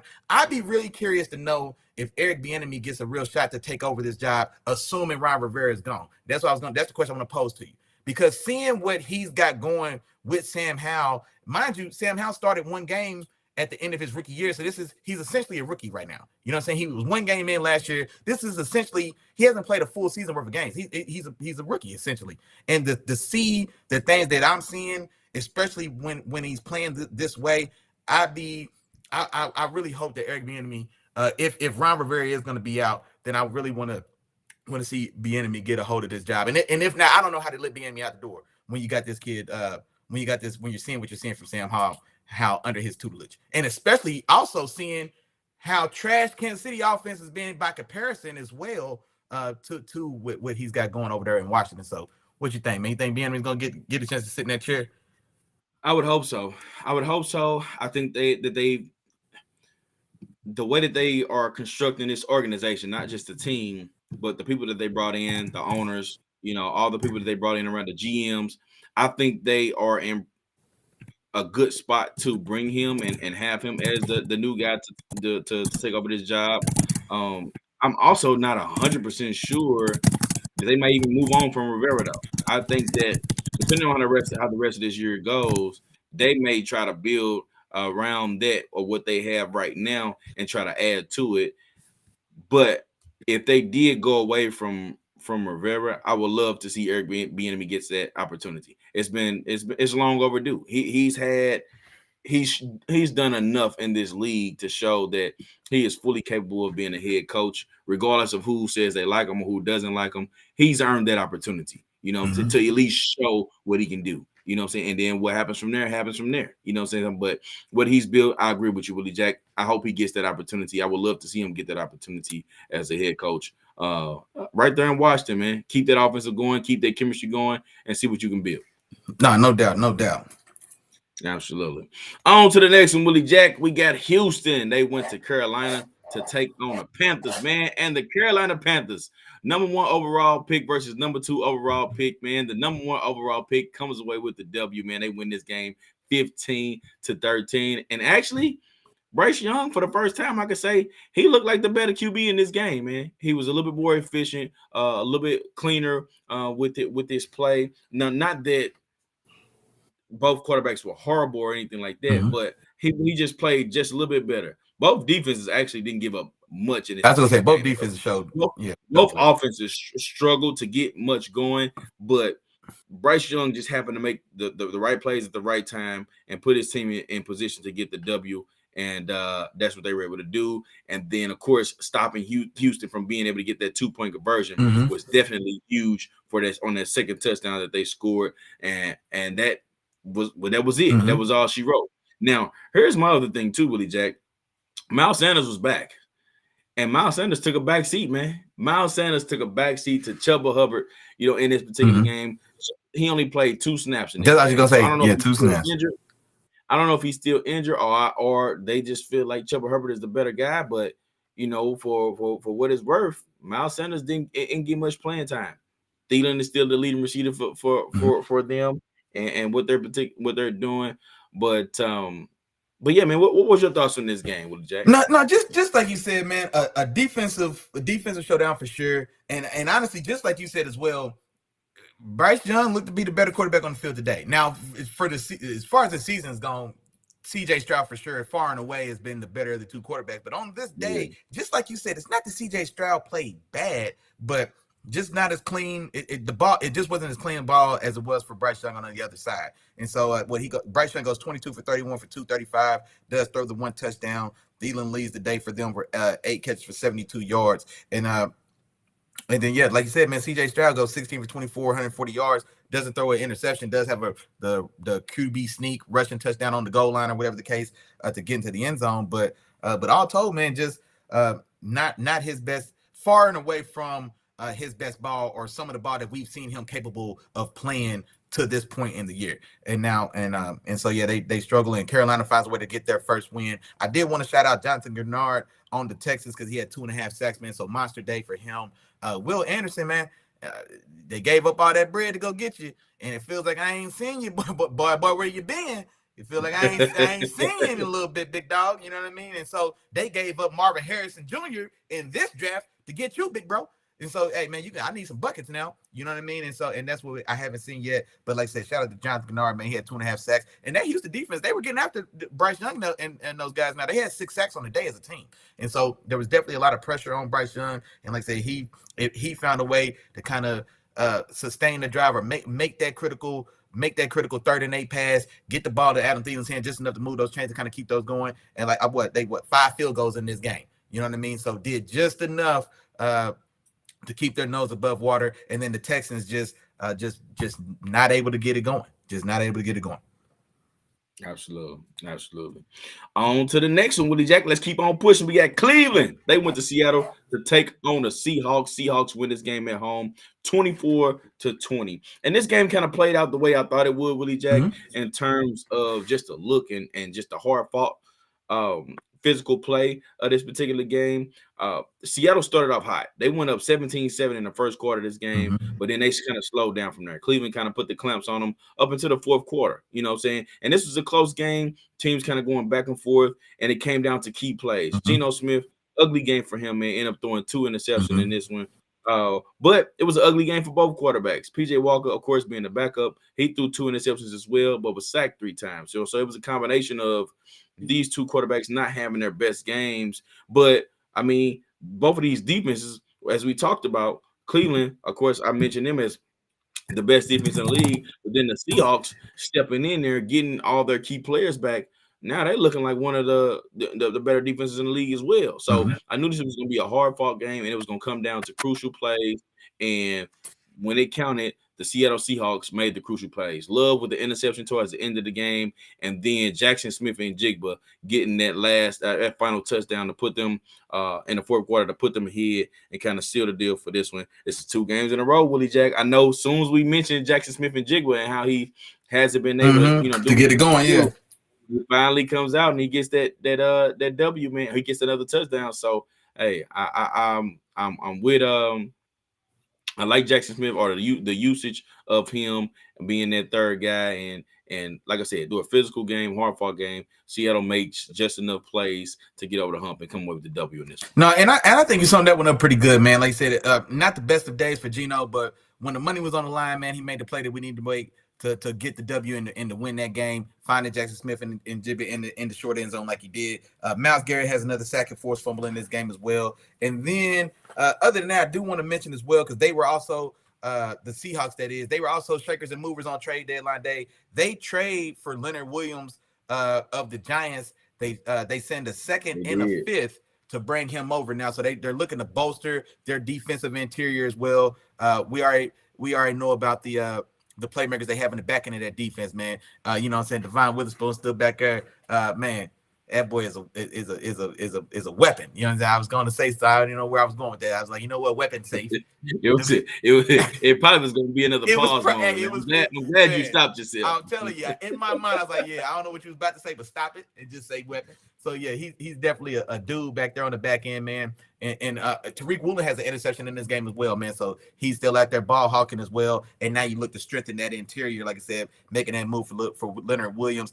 Paid a little bit of a premium, if you ask me. A second and a fifth for Leonard Williams, a guy who never really lived up to his draft hype coming out of USC, if you ask me. But all said though, man, the Seahawks, who were my prediction to win that division, who are currently leading that division at the halfway point, it's just about time I probably let y'all know. And so now they try to bring in a big body guy to help solidify the middle of that defense, and likely to do so to strengthen it up to put them in position to compete with the Niners for this division when the time comes down the road. Gotcha. What you there, Willie Jack? What you there? On to the next game, another divisional matchup, but this time we're going over to the AFC, Willie Jack, and I'm gonna pass it over to you first, man. We had Kansas City getting upset on the road, man, and they go to Denver. Denver wins this game 24-9. Willie Jack, what happened in this one, big dog? Man, I tell you what, man, I thought it was shaping up for Patty to have his MJ flu game, and no, it didn't work like that, man. So Patty definitely was in the news, I guess, had the flu or was feeling under the weather, and he played like it. Honestly, I mean, he really did, because the Broncos didn't do anything special. They didn't do anything. You know, it was nothing particularly that they did. Patty and that offense just didn't make the plays. And then I got to thinking about it, man. I was like, you know what was wrong with the Chiefs in this game, bro? You stealing my thunder. I know what you've been to say, dog. Matter of fact, hey, go ahead, cuz. Go ahead, let them know. Go ahead, let them know. You got it. Yeah, I was gonna say, but Taylor Swift didn't make it, man. Taylor Swift didn't make the game, man. I don't know if she had some type of conflict. I don't know if they didn't want to fly first class. And she was like, business? I don't sit business. I'll see y'all next week when y'all fly me first class into the game. I don't know. That's just word around the campfire. I don't know how true that is or not. First class, that girl flying a jet. Oh, yeah, she said she want private, huh? You so right. Yeah, she said she want private, man. So Taylor Swift doesn't make the game. Patty Case has the flu. It was a combination of it was a perfect storm of things. Whatever could have went wrong for the Chiefs in this particular game. Russ and the Broncos, to their credit, they snapped that 17-game losing streak that they had to the Chiefs. That is that's a big weight to get. That's a big monkey to get off your back. I guess if you are most of those teams in the AFC West, I feel like all of them are like 15-2, 16-3 against Patty and those Chiefs. And like I said, with the Broncos being 0 for their last 17. So that's wild. And so it's good for them to break that streak and get that off their back. Like I said, Russ finds a way to throw 3 touchdowns while also only throwing for 114 yards in this game. But hey, do what you got to do. Anything else of note? No, I don't have anything else to note. Baron Browning, outside linebacker for the Broncos. I did want to shout him out. He had 2 sacks in this game and a forced fumble. His boy Justin Simmons had an interception in this game. I feel like I hadn't said his name in some time, especially because he was a point of that 70-point fiasco. So it's nice to see that he can still play defensive football. Gets an interception off of Patty in this game as well. And then other than I'll leave a little meat on that bone, I guess, if you want to talk about the Chiefs and what you saw from them. Yeah, absolutely. And Willie Jack, you was spot on the nose. I was like, as soon as you said, you know what, I was like, oh man, here you go. Here you go. I know it is. But here's the other thing, Willie Jack. So I'm gonna keep an eye on this, man. Taylor Swift about to go. She about to go out of the country, man. She about to go out of the country, man. She gonna be on business. On business, handling her own business. So if Taylor Swift is the person that's getting you out of them W's, y'all gonna have to figure out another way because she ain't gonna be there for the next couple games. So you know what I'm saying. So hey, that's what's going on there. But here's the other part though, and I'll touch on Denver a little bit too, Willie Jack, because I want to talk about a few different things, a few things that most people haven't been talking about since earlier in the season. One, the last 3 games, the Denver Broncos have given up a total of 45 points, man. Mm-hmm. If you can't do math, I'm going to do it for you, man. That's 15 points given up per game. So that's saying that Denver defense that we saw give up 70, or they gave up 30 against some other couple of teams and giving up a lot of different things, 400 and some yards, total per game. This ain't the same defense. They locking in. They starting to lock in. They still got some playmakers, man. They still got some guys on their defense, and they, like I said, they really starting to lock in. They really starting to put things together. And I don't know, man. Maybe we starting to see them turn some things around. This is two wins in a row. And here's the other thing. If people are out there thinking that Russell Wilson is the problem, he is not the problem, man. 16 touchdowns, 4 interceptions, 66% 66% completion percentage.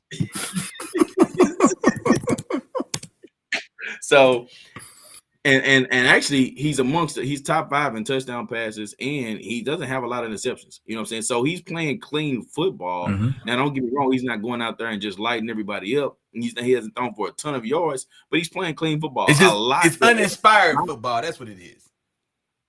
Whatever you want to say, it's miles better than what he's played last year, and we have, no matter how we want to make it look or switch it around, we have no choice but to give that to the job of Sean Payton. You know what I'm saying? And we put a lot of things on him. We was hard on him. So just as hard as we were, on him in terms of him struggling and the team still looking bad after he made all these comments, I'm gonna give him credit where credit is due, man. And right now, Russell Wilson is playing a lot better than what he played last year. He's probably got more touchdowns than he's thrown all last year, throughout the whole entire season. You know what I'm saying? So we got to give that credit there. Javonte Williams is coming off the injury, is back and looking solid. I don't think he's where 100% to what we're used to seeing or what we've seen from him or what he's capable of, but he's playing some solid ball, running the ball well, man. So I just want to give a little bit of shout out to this Denver team, man, because they're playing a lot better than what they started off, the way they started off in the beginning of the season. No doubt, man. Just like you said, man, Javonte Williams had a workman-like day himself, man. 27 carries, only 85 yards, but 27 carries goes a long way to show just how strong that knee is coming off that injury. Exactly. He's able to sustain that type of workload against a Kansas City defense. Now, that Kansas City defense is playing ball. And even in that game, I think Kansas City defense had 6 sacks. George Karlaftis, I want to say he had 2.5 sacks as well. So that it wasn't a cupcake. Those 27 carries went against a cupcake on the other side as well. So it goes a long way to show that knee is back and strong. And now, like I said, just waiting for him to just round back into the form that we want to see as far as getting some of those more explosive runs. Absolutely. On to the next game, Willie Jack, and we had Baltimore go to Arizona to take on the Cardinals, man. And I thought this one was going to end up being a blowout. If it wasn't for the 17-point score in the fourth quarter for the Arizona Cardinals, man, they came out and of course, like I said, only 7 points, but 17 in the fourth quarter. They were trying to make this a game, man. They weren't going to lay down. They weren't going to just give up. And like I said, they came out and they fought. But Baltimore was able to take care of business the way they normally do, and they shut it down. But see, that's the part that with the Baltimore Ravens it seems like every team has their personality, right? But the Baltimore Ravens seems to have the personality of, like, I don't know if it's just nonchalant or, playing to competition. I don't know what you would call it or what it specifically is, but you see things like this from this Baltimore offense often as well. So you see them come out, they'll be explosive, and then if it's a team like Arizona, it's like, all right, whatever, we got this game in the bag, and then boom, you see Arizona do what they do. You know what I'm saying? So they have that type of tendency with them. You want to see them clean it up. Gus Edwards with a big day too. He had I ain't gonna say big day, but big day. 3 touchdowns is a big day. You know what I'm saying? Regardless of the yards. So he had a very solid day today in terms of that. But he ended up taking care of business, and they did their thing. So Baltimore ended up coming away with the W in this one on the road as they should. No, and I'll be short sweet on this one as well. Just like you said, man, a game that looked like it probably was going to be more or less of a blowout. Arizona finds a way to score 17 points in the fourth quarter. And then what's interesting is in watching the game, when they scored that first fourth quarter touchdown, the commentators announced that that's the first fourth quarter points they had scored all year. So they hadn't scored any, or I don't know if it's no points or no touchdowns. I don't know if they differentiated, but let's say no points. It sounds better. They hadn't scored any points in the fourth quarter. And then against this Ravens defense, now this Ravens defense is playing like the number 1 defense in the league. And then you give up 17 fourth quarter points. And let me tell you how dicey this game got. They were a whole call away. They had a holding call on a 2-point conversion that would have made it an 8.1 score game instead of 10. Then they get an onside kickback. They go down. The time is short. They kick a field goal. So then they kick a short field goal. So now it's a 1-score 7-point game. They need a second onside kick. Now they don't get the second one back. But just the fact that that's how dicey this game got for Baltimore, that does worry me, because just like you said, Baltimore has done this with a team like Arizona, who you should be blowing the doors off of. They shouldn't even be sniffing you in this game. You let them come back and be 2 extra points or 2 onside kicks away and some magic from even stealing that game or going to overtime somehow. My Steelers, you should have put up 500 yards and 50 points. Instead, you found a way to lose that game. And then the Titans as well. They let the Titans hang around in that Titans game, and now they won that game. Or if I hope I'm not misremembering the team, but there was one more. I want to say it was the Titans, a game in which they should have been. They let the Titans, I want to say it was the Titans, they let hang around, and the Titans were able to kind of make that game interesting before Baltimore goes ahead and wins that game. But I just want to make that point that this is a team that's definitely got Super Bowl championship aspirations. They definitely look to have the style of defense that can do that and get them there. And then Lamar playing at an MVP style of level as well. But for some odd reason, just like my dog Chop said, last week they came out and looked like Superman.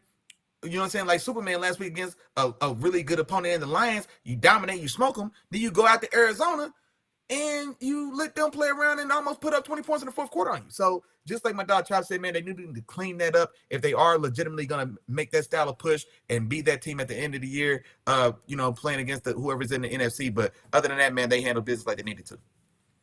Absolutely. All right, well, let's go to our game of the week, man. The game we said was the game of the week. We had the Cincinnati Bengals go to San Francisco to take on the 49ers, man. Willie Jack, talk to me about this one, man. Cincinnati won this with 31-17 on the road. What was your thoughts on this? Joe Burrow's back, man. Joe Beasley's back. And this is the thing about this as well for the San Francisco defense. And it makes sense why they would go try to do something for this defense, because these last 2 weeks, they haven't looked great. You let P.J. Walker tune you up a little. You let P.J. Walker and those – well, I'm not saying tune you up, but you lose that game, and then you let Minshew tune you up for like 400 yards and 30 points as well. Was that just last week's game? Yeah, last week's game against the Minshew. And then now you get Joe Burrow and those guys coming to your house. Joe Burrow starts this game. He goes 19 for 19 in the first half. Bro. No, it wasn't Minshew. Kirk Cousins beat San Francisco. Excuse me. Yeah, Kirk Cousins tuned you up for 400 yards without Justin Jefferson and three touchdowns. Jordan Addison doing his dance in the end zone twice. You know what I'm saying? And so you let these guys tune you up, and then now you get Joe Burrow coming in there, and like I say, he starts his game 19 for 19, and it doesn't have an incomplete pass for the whole first half, bro. Like that's nuts. Finishes his He locked in. Oh yeah. Finishes his day 28 for 32. You know what I'm saying? What's that? 87%? You know what I'm saying? Like crazy. 283 yards, 3 touchdowns, no interceptions. And here's the thing about it, because we already know, you know what I'm saying, Cool Joe is a surgeon. That's what he does. He got loose on them boys too now, 43 rushing yards, and dipped on one of them was like a 22-yard run as well. And he gave a little shoulder, took a little contact. So there's no more. He's not worried at all about that cat. Like that. Yeah. This game showed me, that calf on news. And the rest of everybody else in trouble, boy, because these Bengals are coming. This win was so impressive to me. Even with San Francisco sliding a bit, like I say, you drop a game, a tough one, injuries and all that good stuff in the mud and in the weather in Cleveland. All right, whatever. Then you let Kirk Cousins tune you up. And then now you got Cincinnati coming to your crib and doing what they want to do. You know what I mean? And so there is cause to be concerned. Brock Purdy ends up playing this game after it had been reported earlier in the week that he was going to likely expected to miss it with concussion, finds a way to clear that protocol and gets himself in this game, and puts up some yards, 365 yards to touchdown, but throws 2 very costly interceptions in this game. One of them being when took points off the board. It was like he's booting out to the right. They're on like the 5-yard line or something like this. Excuse me, like the 5-yard line. And I think he's trying to like lob a little soft pass over the defender. But I want to say it's Jermaine Pratt picks that ball. And so now he took points off the board. And I don't know if it's going to be 7 or it's going to be 3, but whatever. And so now here's how this goes, though. They get that interception. Joe, and for whatever what happens with them, Joe, I think Irv Smith fumbles. They give the ball right back. And what does Brock Purdy do? You just got bailed out. And then what do you do the very next back-to-back passes? You give it right back. You give it right back, Brock Purdy. Come on, big dog. Like we can't do that. You know what I'm saying? Not for a team that's been in the this 3-game slide now, the way you guys have been playing, you get a big day from Kittle. He goes for damn near 150 yards. Ayuk goes for over 100 yards. C-Mac, man, best in the business. He did what he came to do. 2 touchdowns on the day, 1 rushing, 1 receiver. So you still have all those weapons are still there performing. And now Brock is looking like he's sticking out like a sore thumb here lately, being the guy that's just kind of not up to snuff. In these 3 losses particularly. And so if you're San Francisco, man, I mean, I'm not gonna say it's not time to panic. They're too well coached, they're too talented on both sides of the ball, but there's something that needs to change now with this team. And I don't know if guys have seen enough Brock Purdy now, we're figuring things out, or just whatever the case, but something's going on there. And like I say, man, 3 in a row, I don't care who you are, you lose 3 in a row, there's trouble in paradise. Yeah, absolutely. And that's what I was gonna say, Willie Jack. And the first thing I was gonna say is this bye week couldn't come at a more perfect time for San Francisco. They're on a bye week this week. They don't play anybody. So this is the perfect time for them to start getting things together, start trying to fix things, and start to. The one thing you don't want to do is let Brock Purdy keep going down this aisle, where his confidence is ruined, and boom, there you go, season over. You know what I'm saying? Not that the season was going to be over, but this is not the road that you want to go about. So this is the perfect time for them to have their bye week, regroup. First off, Christian McCaffrey don't need to touch a ball all week. He don't need to touch the ball all week. Rest them legs for sure. Rest them legs and get back healthy. They were missing Trent Williams for the second straight game. Deebo Samuel was still out. You know what I'm saying? So they were missing a lot of the key guys. So get healthy. That way you come back on the other side of this bye week and you're full go again. You know what I mean? And hopefully you do nothing but get healthy and stay healthy for the rest of the season for your playoff run. Because don't get me wrong, I still view San Francisco the same way. I still view them as a very, very solid team, and I think they can make their turnaround. Now, for Cincinnati, on the other hand, I second everything that you said. They back. You know what I'm saying? Not only is Joe Burrow back, and a moment I realized he was back was in the first quarter when he broke 2 tackles from offensive linemen to get out of there and completed the ball to the sideline to not Jamar Chase, but T. Higgins for the first down. Once he did that, I was like, oh, yeah. Oh, this is exactly what I was thinking. The league is in trouble. For Cincinnati sure. is back. The team we thought Cincinnati was going to be coming into the season, they are there now. You know what I'm saying? It took them a few games. Joe Burrow had to get his feet up under him, get back healthy, get back 100%. Oh, but they back now. So any team they come across, yeah, it was looking rough for them with the way that they look coming into the season. But now it's looking rough for the teams they got to come see them. And they got Buffalo this upcoming week. But I don't have those same feelings I had before they started going on this run and before I seen the play of Joe Burrow this past week, man. So teams got to watch out. Jamar Chase in the last 3 games, 372 total receiving yards and 4 touchdowns.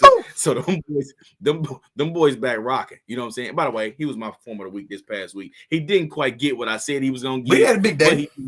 He had a 100-yard day and a touchdown. But all I'm saying is they back in action. Oh, and a little bit of Joe Mixon too. Joe Mixon was running that ball against what was supposed to be a stout defensive team too. Yeah. So this Cleveland team this Cincinnati team is looking real good. And all that is like you said, trouble in the paradise for 49ers. It's looking like trouble for anybody they got to come across Cincinnati. Joe Beasley, yeah. It's on the boys is healthy, man. So that's where I'm at with that. No, and real quick, man, I know we got to pick up the time here, but there's a good comment, man, by Beast by Desaurus. And man, hit me up in the chat, man. Let me know who you are. So I'm assuming you one of them members, man, but I want to know who you are for sure. But Beast by Desaurus said the 49ers get exposed and not a come from behind team. And it's interesting. I'm glad he said that because I saw a statistic, and this is deeper than the Niners, but I saw a statistic that said like Kyle Shanahan coached teams are like, oh, bro. And I don't know if I'm misremembering that stat. I want to say it was something crazy like 0-38 if they're down 8 points in the second half or down 8 points in the fourth quarter or like something. It was a crazy stat about Shanahan team just not, I guess, being able to come back. And so, man, I need to find that stat, man, and get it for sure. But I saw some type of wild stat like that, but I know it was 0 in the front.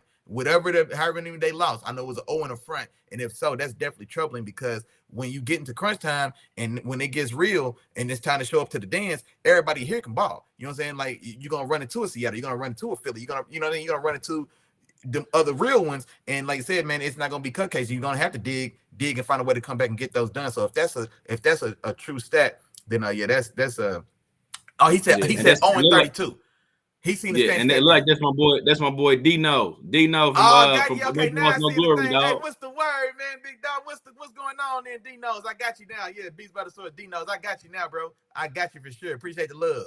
But yeah, 0-32. Yeah, okay. He's seen the same stat I saw, bro. That's nuts. That's a crazy stat, especially for a coach that's as well respected and well thought of as Cal Shanahan. I don't know anybody who's gonna say he's not a top 3 coach in the league. I mean, you know what I'm saying? Like, how far down the list does he get before you say his name? And if that's the case, that's a crazy stat. That's a crazy stat. Absolutely. All right, Willie Jack. Let's move on to the Sunday night game, man. It's the last game of the week 8 recap. We had Chicago going to Los Angeles to take on the Chargers, man. The Chargers end up handling the business. I won't stay too long on this one because this doesn't change anything for me about any of the way I view each of these teams. Mm-hmm. I still view each of these teams as teams with issues, with problems, with things they need to get will get solved. For the Los Angeles Chargers, I want to see them do some things against some top teams. You know, so I'll come pull out some close games when the game is on. I want pull out some games that's gonna show me a little bit of your character, man. Show me a little bit of your toughness and show me a little bit of your clutch mentality, man. Pull out some of those games against some top teams. And for Chicago, of course, they still struggling. They still haven't. They don't have that starting quarterback back. They got the rookie, and I want to see them do a little bit more. So Los Angeles Chargers come out, they handle business, they put up 30, as they should have, and they take care of business easily. And just like I say, this is a JV opponent, and so like say, I just like you said, I don't feel any different about either of these two teams. The Bears are a JV team with an undrafted D2 quarterback in Tyler Bagent. Shout out to you, Big Dog from Shepherd. First undrafted quarterback to actually get a start in a regular season game. So that's a major accomplishment. So kudos to him for doing that. But still, this is a JV. This is the JV team playing the varsity team. Herbert and those guys, they go out there and do what they got to do. He put up 30 points against his opponent. But just like my dog Chop said, this isn't. Ike, man, I hate that she ain't in here, man. My dog Isaiah Holmes. This ain't the game that you could point at me and say, hey, look, man, Herbert's ball. No, man, he's supposed to do this. When the going gets tough, and when now we down 4 points and you got the ball, bro, that's when we need you to show up. Just like my dog Chop said, we need you to show up in those high character moments, man, those high pressure situation moments before I could change my opinion on you. But yeah, man, as far as picking on, as far as picking on little kids on the playground, yeah, man, y'all can do that all day long. Hey, the Dino's in the building, man. He's asking, man, with the coaching firing cycle getting started with with McDaniels, does Staley keep his job? I hope not. Man, I hate that I had to say that, but man, I feel like I've been calling for that man's job. I've been calling for that man's job for about 2.5 seasons, or however long he's been there. But I hope not. And I hate to say that, man. I don't want nobody to not feed their family. But absolutely, he gonna be able to feed his family because he gonna get an assistant coaching job somewhere. I mean, I'm pretty sure somebody likes. Hey, but this is the thing. He's a defensive guy. That defense trash too. That defense terrible. So I don't even know. And Josh McDaniels is an offensive guy, and that offense is trash too. You know what I'm saying? But it's just certain things under when you got certain leadership over you to say. Well, even when he's an offensive coordinator, when Josh McDaniels go back to the offensive coordinator, they say, "Hey, man, stop doing this. Run the ball. They can't do." Then you go to your plays that you designed to run the ball, and this, it's a lot of. That's a good point. Yeah. Going to this. So, I think that he'll get a job for Brandon Staley. I just feel like he'll last to the end of this year, though. He'll last to the end of this year. But I think he's the guy that I was specifically talking about when I said his players are going to save him. His players are going to keep him his job to the end. The locker room loves him. That's one thing that appears to be evident. The locker room and I think they're talented enough to still win games. So they're not going to fire a coach that's in contention to make the playoffs. And man, look, I'm gonna tell you why.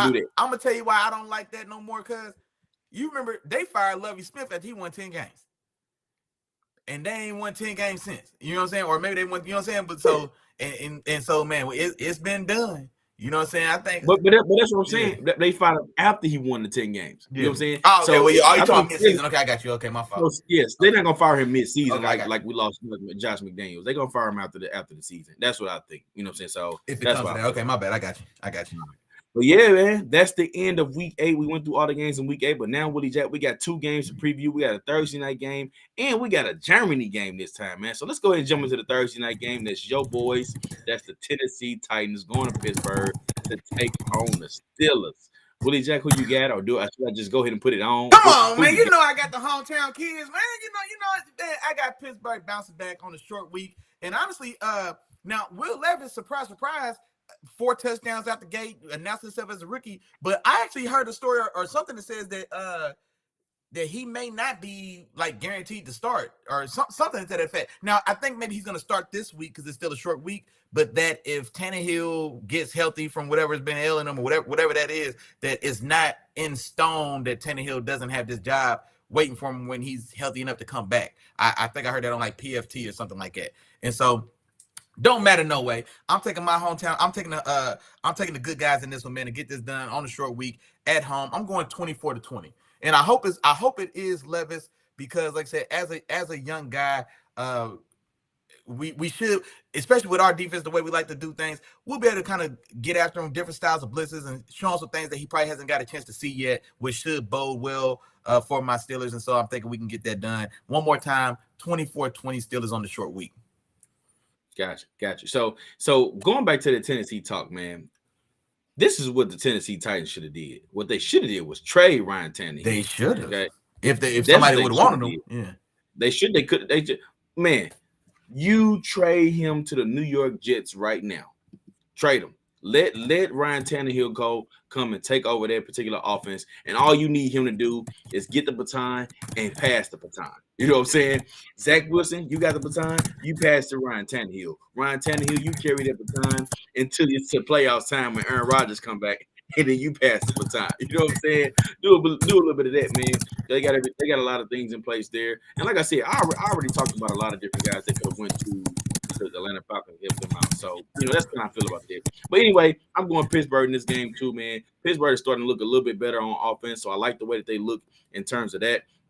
But then also, I just feel like I trust your boy Mike Tomlin in this one, and I don't think Will Levis is going to start to see things this game that's going to cause him problems. You know what I mean? That's going to go take him back to college and some of the games that he struggled there. He's going to have to use a little bit more of that mobility, see if he can use his legs and pass on the run. I think this defensive line is going to be able to get after him and cause some trouble. So I'm going Pittsburgh with you, Willie Jack, and I think they win this game at home I think it'll be a pretty close one game. I'll give it 23, not that close, 23-17 final score of this game. I got Pittsburgh at home.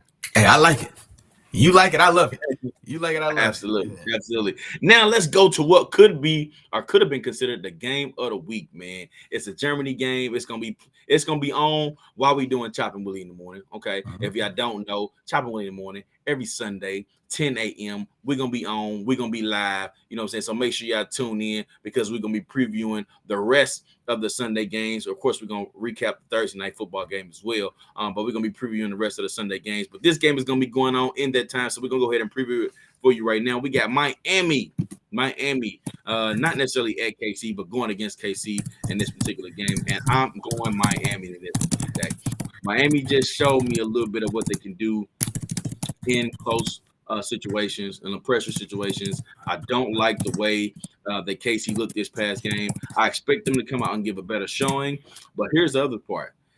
You already talked about Jalen Ramsey being back. Mm-hmm. Xavier Howard is also supposed to be back. Oh, Javon Holland, who missed the last game. Javon Holland, the safety, is going to be back. Ooh. They're getting a lot of guys back, man, and healthy that they're really going to need down the stretch and can really help this defense out.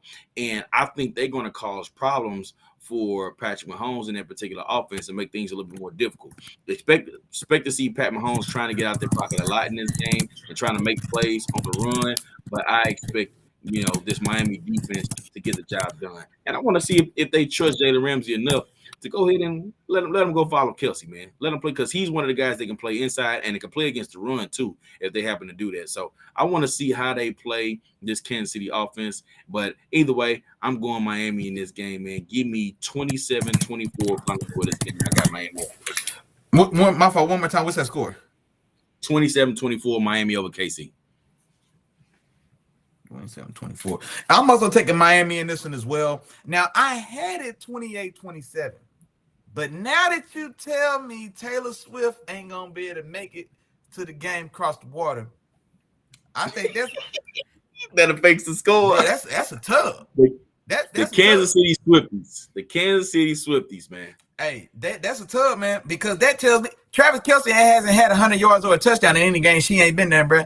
And we just seen it hold true in Denver just this last week. She ain't gonna be there. So if Travis Kelce ain't getting 100 in the tub, I mean, I can take 7 of them points away, man. I'm going 28-20. Miami getting it done in Germany. Okay. Well, there you go, Willie Jack. Where you go, Willie Jack? All right. Well, there you go, man. That's it. That's all we came. We saw. We conquered, man. We went through each and every game from week 8, man. We recapped everything. Of course, as I told you already, man, Sunday morning, 10 a.m. Y'all gonna be up anyway. Y'all gonna probably have a football show on, watching it anyway. Why not tune into your boys, Chopping Willie Jack, man, for Chopping Willie in the morning? You know what I'm saying? Come holler at your boys. We're gonna give you all the previews that you need, you know, because this is what we do. You know what I'm saying? So tap in with your boys. Willie Jack. Man, come on, man. Look here. Look, my dog trying to be y'all politically correct, man. Don't cheat yourself. Treat yourself. All right? Now, you better get right before you get left, man. Sunday at 10 o'clock, I know you want to holler at Nate Burleson. I like Nate. I know you want to holler at Strahan and the boys in the studio, and that's cool, too. But tap in with your dogs, man. Tap in with your dogs, man. Sunday, 10 o'clock. You know we're going to do a little bit of this. You know what I'm saying? You know we're going to do a little bit of this as well, man. So tune in. We love to drop a couple jewels. I think both our players of the week for this last one balled like the way they should have, man. A.J. Brown and Jamar Chase. Now, those ones might have been soft targets, but there's a lot of other fantasy nuggets in there as well that we like to drop. Also, man, before we get out this thing, like my dog that told y'all, we the came, saw, and conquered, let me find a game ball winner. Let me see. It was pretty good today, man. ZB was back in the chat real strong. Day one game, Jarrell was in this thing. Man, BP was in this thing early and often, man. D-Nose came through and closed it out. Ooh, boy, y'all making it hard. Let me see. Who had that? Who had one? Chop, man. They put me on the spot, man. They put you on the spot, man. You know what? Let's go. I'm gonna go BP, man. Let's go with our dog BP. No balls, no glory. And you know what I'm saying? Let's spread the love. We'll spread the love. Hey, that's but see, they all in the same fam, man. My dog D know that. He would know balls. So there you go. You get a piece of that. You can get a piece of that as well, man. Just give it to. Let's get a game ball to no balls, no glory. No balls, no glory, man. We give y'all the game. See, y'all the tag team ZB, man. Cause y'all it's 2-on-1, man. Y'all the tag team ZB for sure. But yeah, we'll go no balls, no glory, man. That crew, man. Tap in with those guys as well, man. Thursday nights, man, they get real busy. Like I said, man, they cover a wide range of sports. I know BP has a big baseball background as well, man. BP, I asked you last week, man, when I think you was in here, you didn't tell me. I wanted to know your World Series prediction before the games that got started. I want to know, man, Rangers or Diamondbacks where you was riding, big dog. So still let me know. But yeah, tap in with those guys as well, man. Thursdays, find those boys on YouTube. I want to say they get busy. It's Thursdays at 9, man. D-No's can let me know in the chat if I'm wrong. But other than that, man, shout out to the members now. Shout out to the members that's in the building today for sure. Shout out to my dog Scoop, man. He was back in the building as Dave Toper. Wifey, sis, Sierra, she was in the building as well. Remind everybody that she is the champ right now, and she ain't playing. Oh, D-No said he going Rangers in 7. Okay, I dig it. I'm down here in Dallas as well, so I'm not mad at that at all, man. Let's see, man. The fan band was in this thing, man. My mom's, my auntie, my sister. We appreciate you as always. Like I said, man, sisters in the building. Mrs. Boyce for sure. Day one gang Jarrell in this thing as always, man. Y'all know what's going on. And other than that, man, hey, look. I hate to have to do it to y'all. But you know what's going, so y'all can say it with me at home. If I forgot to say your name, damn, my bad. But charge it to my head and do not charge it to my heart. You know we thinking about y'all, big dog. We appreciate all the love and support as always. Man, one more time for the members, man. Y'all was real active in the chat today, man. You know we love that. And just like my dog Chop said, man, don't forget, Sunday at 10 o'clock, wake up, come in here, have yourself a coffee, get yourself together, and get your football mind ready, man, before you get comfortable and get the rocket for football Sunday. Other than that, y'all have fun. Y'all be safe. We see y'all next time. Peace.